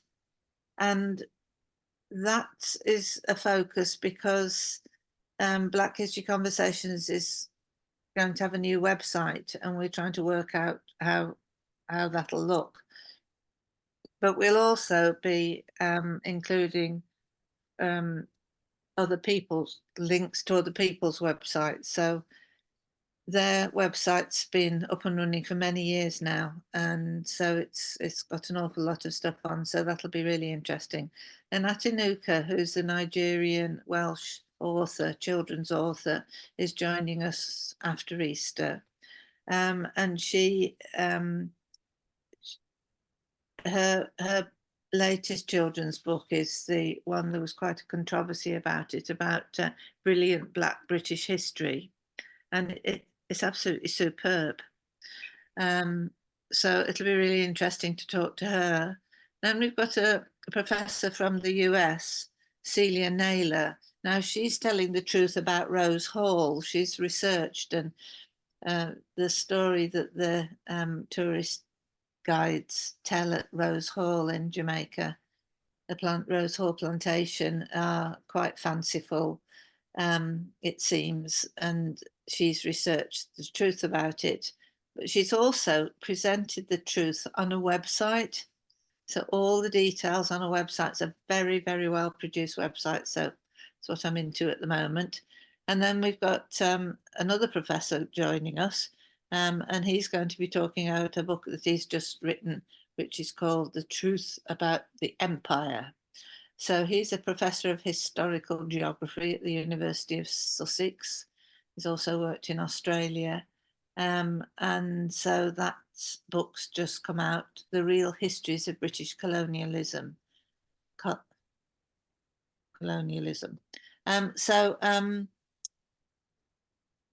It's really important that white people understand our own history, as well as it is to understand all our histories. As somebody said earlier in the chat, just call it history. As some people don't seem to know the truth about the empire, and comments that politicians make sometimes show their ignorance.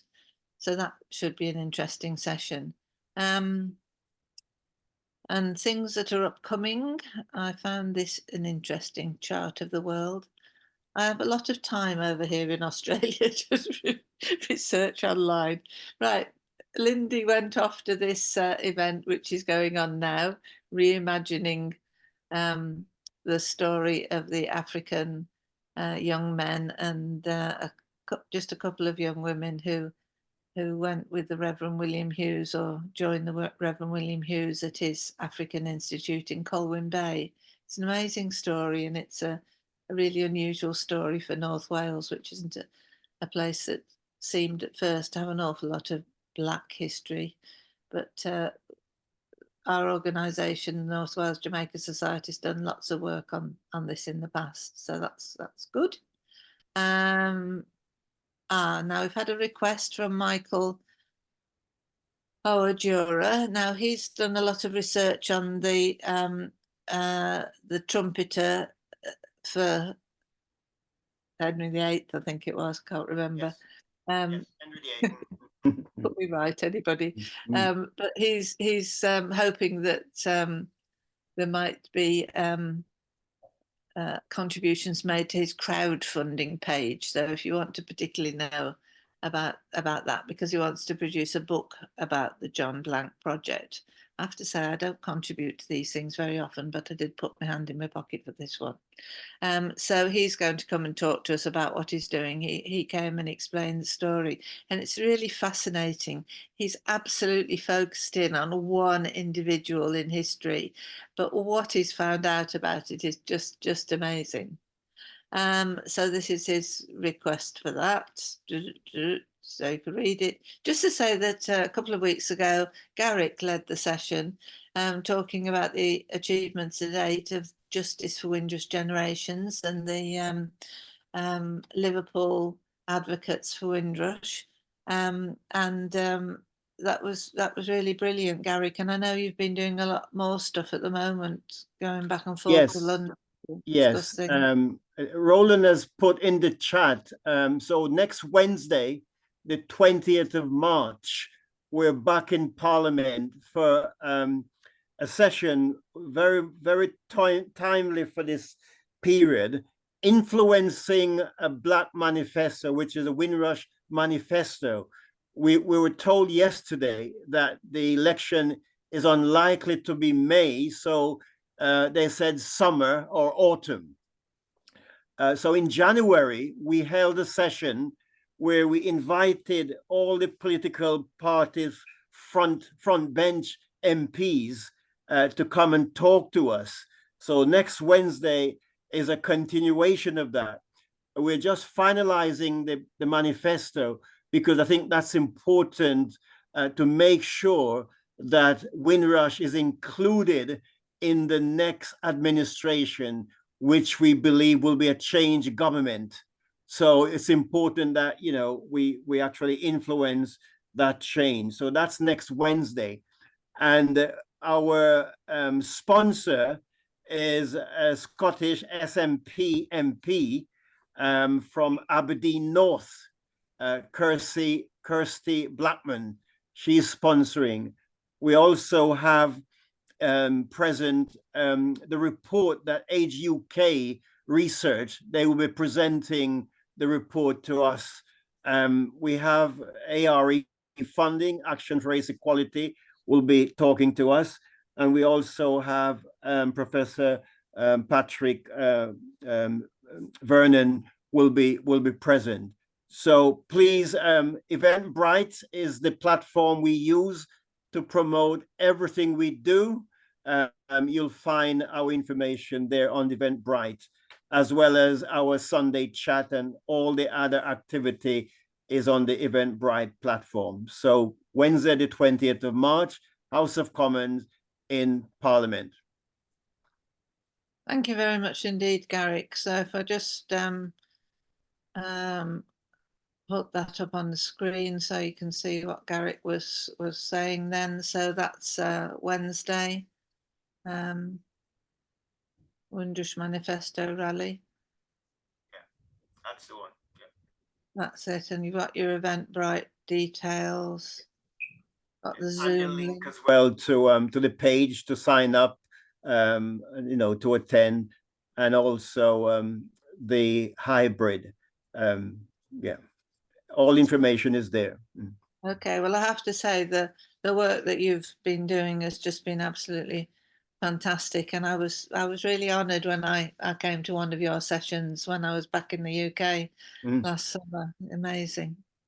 So, Garrick, that's great. And one of the things we do with Black History Conversations is that we do keep the theme of keeping an eye on what's going on with the Home Office scandal. Yes. To do with people who are sometimes referred to as the Windrush generation. So that's really important. But just as so, because we've got a number of people who've not been on the platform that often before, we have a range of things we talk about, and Professor Sherto-Gill joined us because she's doing work on the UNESCO Slave Route Project's Collective Healing Initiative, and she's also one of the coordinators of the UNESCO Intergenerational Dialogue and Inquiry. So I said right at the beginning, we're trying to keep an eye on what's going on with the International Decade for People of African Descent. One of the things I heard recently is that there will be another decade butting onto this one, so that's good. And the week before that, Dr. Vivian Crawford arranged for Reverend Dr. Devon Dick to talk to us, and knowing that we'd got this focus when when the recommendations came out, I thought that would be a good idea. So it was really interesting. Now all these things are are on our website. So if you want to go to any of them and go through a recording, you can hop across the bits that you don't want to fast forward, but you can get the presentations on that. So, and we're looking to a new website which will make it easier to access, so that'll be good as well. Right, well, thank you very much indeed to everybody who's lasted out this long. Is there anybody who wants to add anything? Oh, we've got somebody else who's arrived now. Excellent. All right then, so what about Sister Yar? How are you?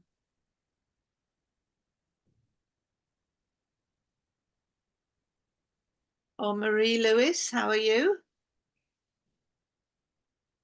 We just do a roundup at the end and catch up with people who haven't perhaps had a chance to contribute.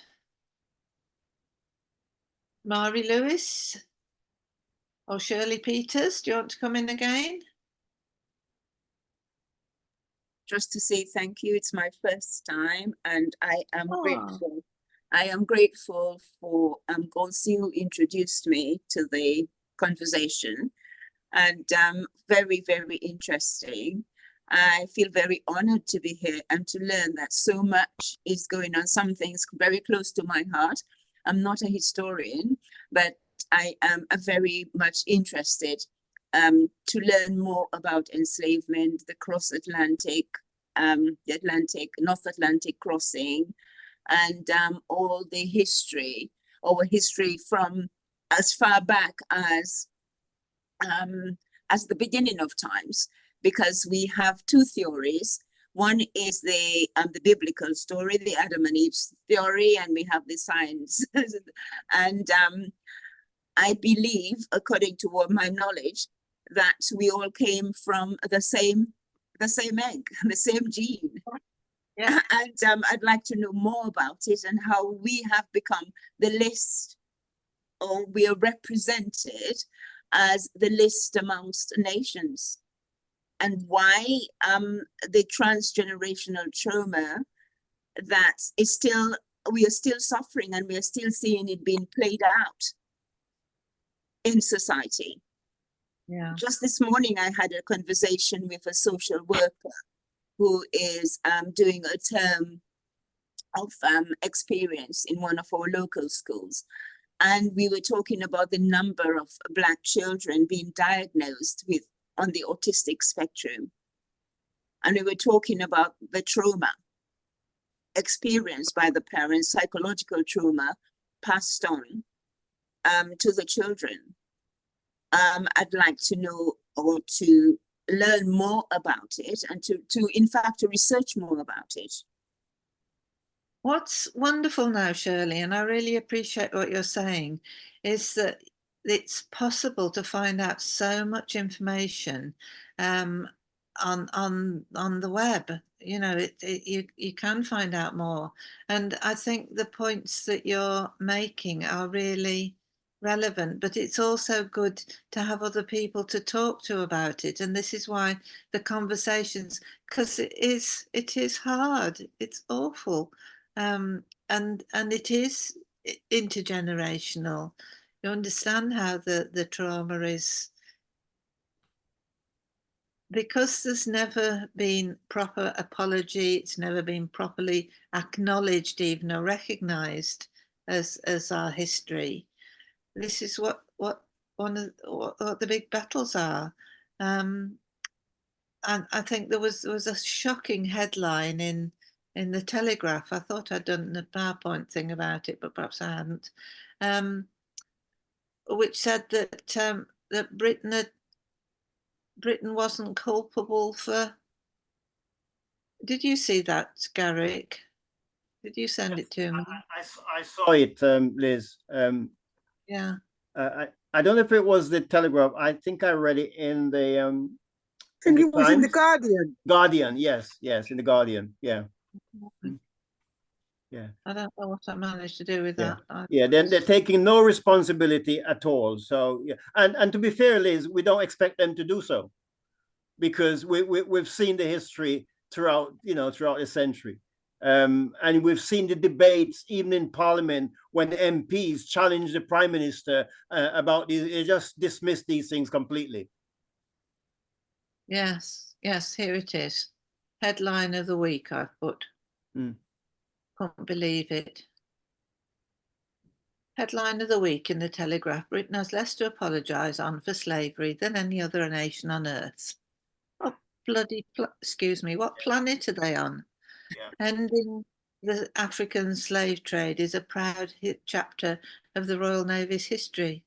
It's a bit like celebrating in 2007 that we'd stopped the slave trade, you know. Yeah, proud moment, yeah. What about what went on before? Look, Shirley, that was brilliant to have that insight from you, and it's really hard. I'm giving you a hug from the other side of the planet, my dear. And a hug from me to you. All right. And I can see your lovely granddaughter's picture on the wall there. How lovely. Yeah. Thank you. Beautiful. Join us Liz, again, though. Tell me when you want to stop the recording, when you want to stop it. Let me know. All right, then. Are you in charge of that this time? Yes. Did you talk to Simon about it? Okay. Has Simon left? Right. Has he gone? Yes, I think he. Okay. So we'll just wrap up, and then when we've finished, we'll press the thing. Then, otherwise, we might shut everybody off. Yeah. Right, it's Lieutenant Pat Pasley.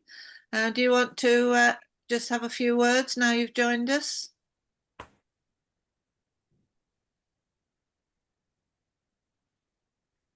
or Marie Lewis?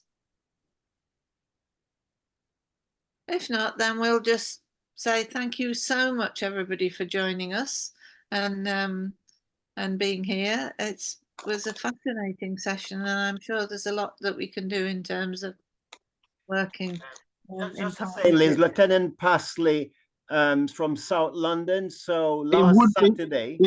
Yes, it won't unmute. Oh, we can hear you now. I can hear you now. Oh, I can hear you okay. now. Oh, thank you. Yeah, I was pressing it. It wasn't with the.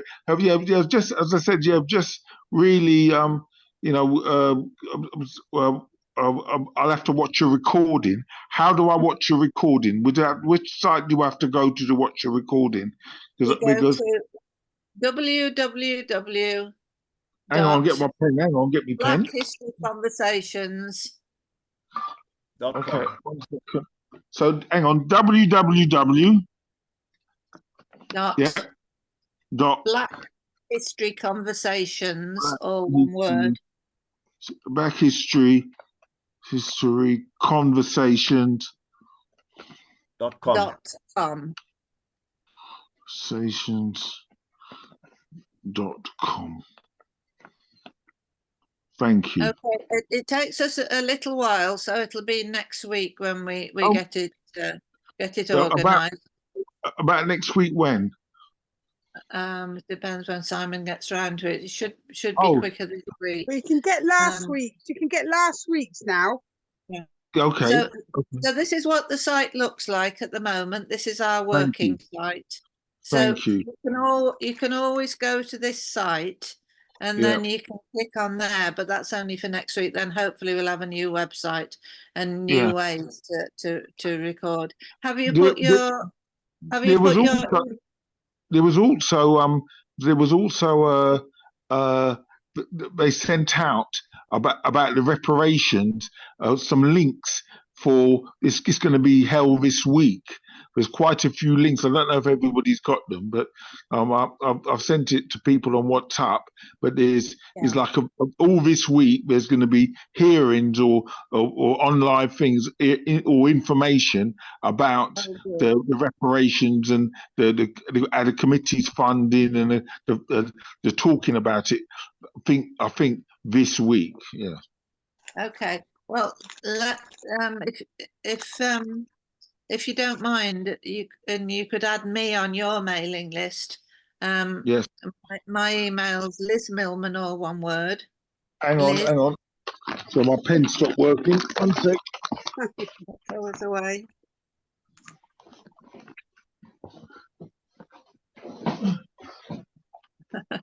Okay, so this is what our website looks like. Liz, Liz, L-I-Z-M-I-L-L-M-A-N. Sorry, I heard Liz and then Millman, M-I-L-L-M-A-N. And L-A-N. M-M-I-L-L. M-A-N. Oh, Millman. Millman. Yep, I got you. At yahoo.co.uk. At yahoo.co.uk.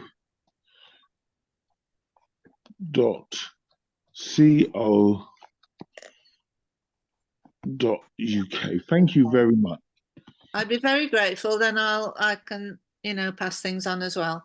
Okay, so this is what the website looks like. So put the picture for the website up at the moment, and then underneath it will be the recording.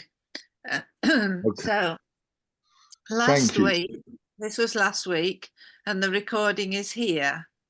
I think it's about 2 or 3 hours. It's ever so long, but people really did have a chance to have their say. And then you can go back. Garrick spoke about Windrush, and then we had a different design. This is the new design for the new website. Wow. So we're just doing it. So, and it goes on and on and on. We had this was an interesting talk. We had Professor Maxine Berg from Warwick University, and she talked about the work of Eric Williams. That was really good. Then we had Laura Trevelyan the week before, the co-founder of Heirs of Slavery. She was a television anchor person on did the news and stuff, and Oh, she's that's really, her that's really family. good. That's Yeah, really good. her family were slave owners, Yeah, she landed. came. I think And one of them came to one of our meetings of one of the reparations group, Global African Congress UK. So oh, great. I think one of the ears came to one of the meetings. So it was it was very interesting. Yeah. Yeah. And her podcasts, they're really interesting. So you just, where it's blue, you just click, and the recording of the session. Then the first, oh no, it wasn't the first one. We had a session about from the same book, but Professor Pat Hudson, and she talked about the book Slavery, Capitalism, and the Industrial Revolution. And it's a relatively easy book to read because just the way it's written, and it's very up to date, and it's just explaining the impact of the money that was generated through the trade in enslaved Africans and what impact that had on Britain, and really interesting. And then we started the session. Sorry. I was saying it was really interesting because obviously there was the news last week when the Guardian were about saying that the 100 million wasn't enough and that 1 billion was wanted, and the Church of England was saying maybe they may give 1 billion in the end, but they're considering it. So it was quite interesting. Oh, right. Unfortunately, because I'm in Australia, I don't get all the detail like that. So thank you for that. And we started the session off when we'd done 125 sessions. So January, we started off and we did, we called it a conference event, Atlantic Links, the next steps in reparation, because we wanted to know what other people were doing. And we've got this link with Pennants in Jamaica, in Clarendon, Jamaica, and we're trying to get the Pennant family to contribute to helping with the community centre and various other things there.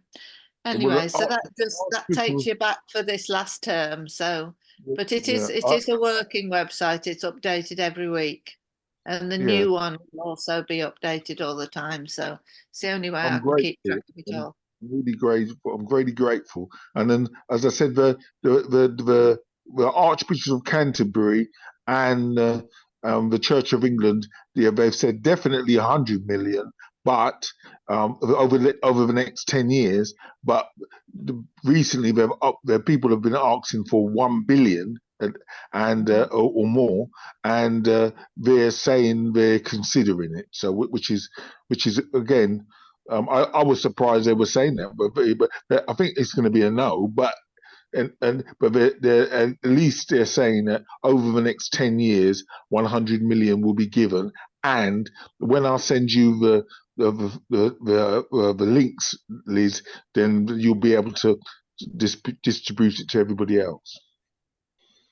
Thank you very much indeed.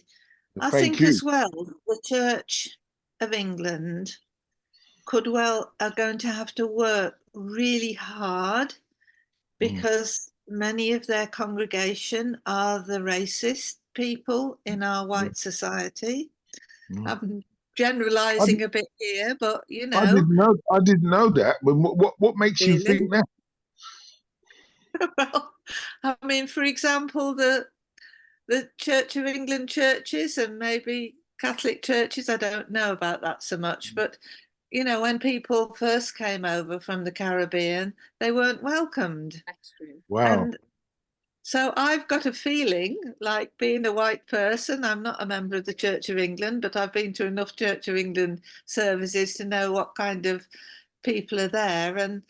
And I think there will be like this pushback article in the Telegraph. That's where a white majority of people who won't like what the church is doing, their church is doing. They really need to understand the whole history and understand how culpable the the white population could be seen to be, although it's not us who did it, but it's some people who are still making people like Shirley's life less lovely than it could be. Yes. You know, why should you have to experience any racism? Why should anybody have to anywhere in the world? Yes. But, I'll get off But myself. the interesting thing was again was with the Archbishop of Canterbury saying yes, and the fact that we've just finished paying off the slave owners in 2015, I believe. So that that really, and the fact that they made so much money. They're only giving 100 million, but they made about $1 billion or more, and they're only paying 100 million, and as I said, that they just finished paying the slave owners. 2015. We're still 10 years now, but so that's what's hard to come in. But the Archbishop of Canterbury, he said no for sure. He said 100 million. Over the next 10 years, which is quite good as well. So it's not over 100 years or something, but over the next 10 years. So people can apply, and things like the Windrush. I went to a meeting with Westminster University on Saturday with the Windrush, and we're thinking of maybe doing a partnership thing with the legal advice clinic at Westminster University where their students were, and I work also as a director of Haringey and Enfield law centres, and we're working in Walthamstow as well. We're going to try and see if we can get some of that. I call it slave money, reparations money, to actually do to fund the Windrush people getting exactly what they should have got. Right, gosh, the British government should be paying out for. Oh yeah, no, it's not. It'll be just to man the advice centres and to fund the legal cases so that we get the money. So it won't be paying compensation. It's just to allow it to happen. Yeah. Gosh, it's really lovely, Pat, to have you join us. Really brilliant. And you mentioned Haringey. I taught in Haringey when I first qualified. Oh, yeah. Happy memories there. I used to be in a techno park at the back. We were at the techno park, and then we were at the Bernie Grant Centre as well. Eventually, we moved to the teaching. And we got $250,000 from the in 2001 from the European Social Fund to do like careers fair at the Barbican. With Goldman Sachs, JP Morgan, the Civil Service, BT, all the top organisations for ethnic minorities and stuff. So that was good, But everybody, it wasn't just for ethnic minorities; it was primarily, but not exclusively for. Yeah, so well, those were the days. European Social Fund. Yes. Liz. Okay, before we get into too much, I think we got to finish off now. Yes. All right then. So you try to turning off the recording, Garrick. If you what I was going to say, Liz. turn off the recording, we can carry on talking. Excuse me, Liz. Thanks very much, everybody. Thank you very much. Liz. Liz. Hello. Can I say something, please? Well, we're just waiting for the recording to see whether it's going to turn off or not. I just wanted to, I can say it next week. We're having a national Windrush Vigil at Windrush Square on the 6th of April, Saturday the 6th of April, 12 to 2. So we've got our planning meeting now. That's why we've got to come off here. Me and Garrick. 6th of April, 12 to 2. Square. Garrick, just to say the recording is still recording at my end. Oh, 1 second. Hodged it. I don't see the menu for stopping. The flyer through maybe you can stop it, Liz, because I don't see the menu for stopping. It's got recording, that's all, and breakout room. It's not showing me I said stop. Bishop, I think I if we send it just to you, wrap but I up now didn't then, send and you. I can get to bed Yeah, and you can okay. get on with Okay. your day. All right. But I'll send it to June you. Elizabeth, Yeah, I was going to all say right. something to you. Phone me up in a minute, June, will you? Go Yeah. ahead. Thank Okay then. you. Thank Okay. you. Take Okay. care. Bye. Okay. Bye-bye. Thank Bye. you. I'll Bye-bye. talk to you in a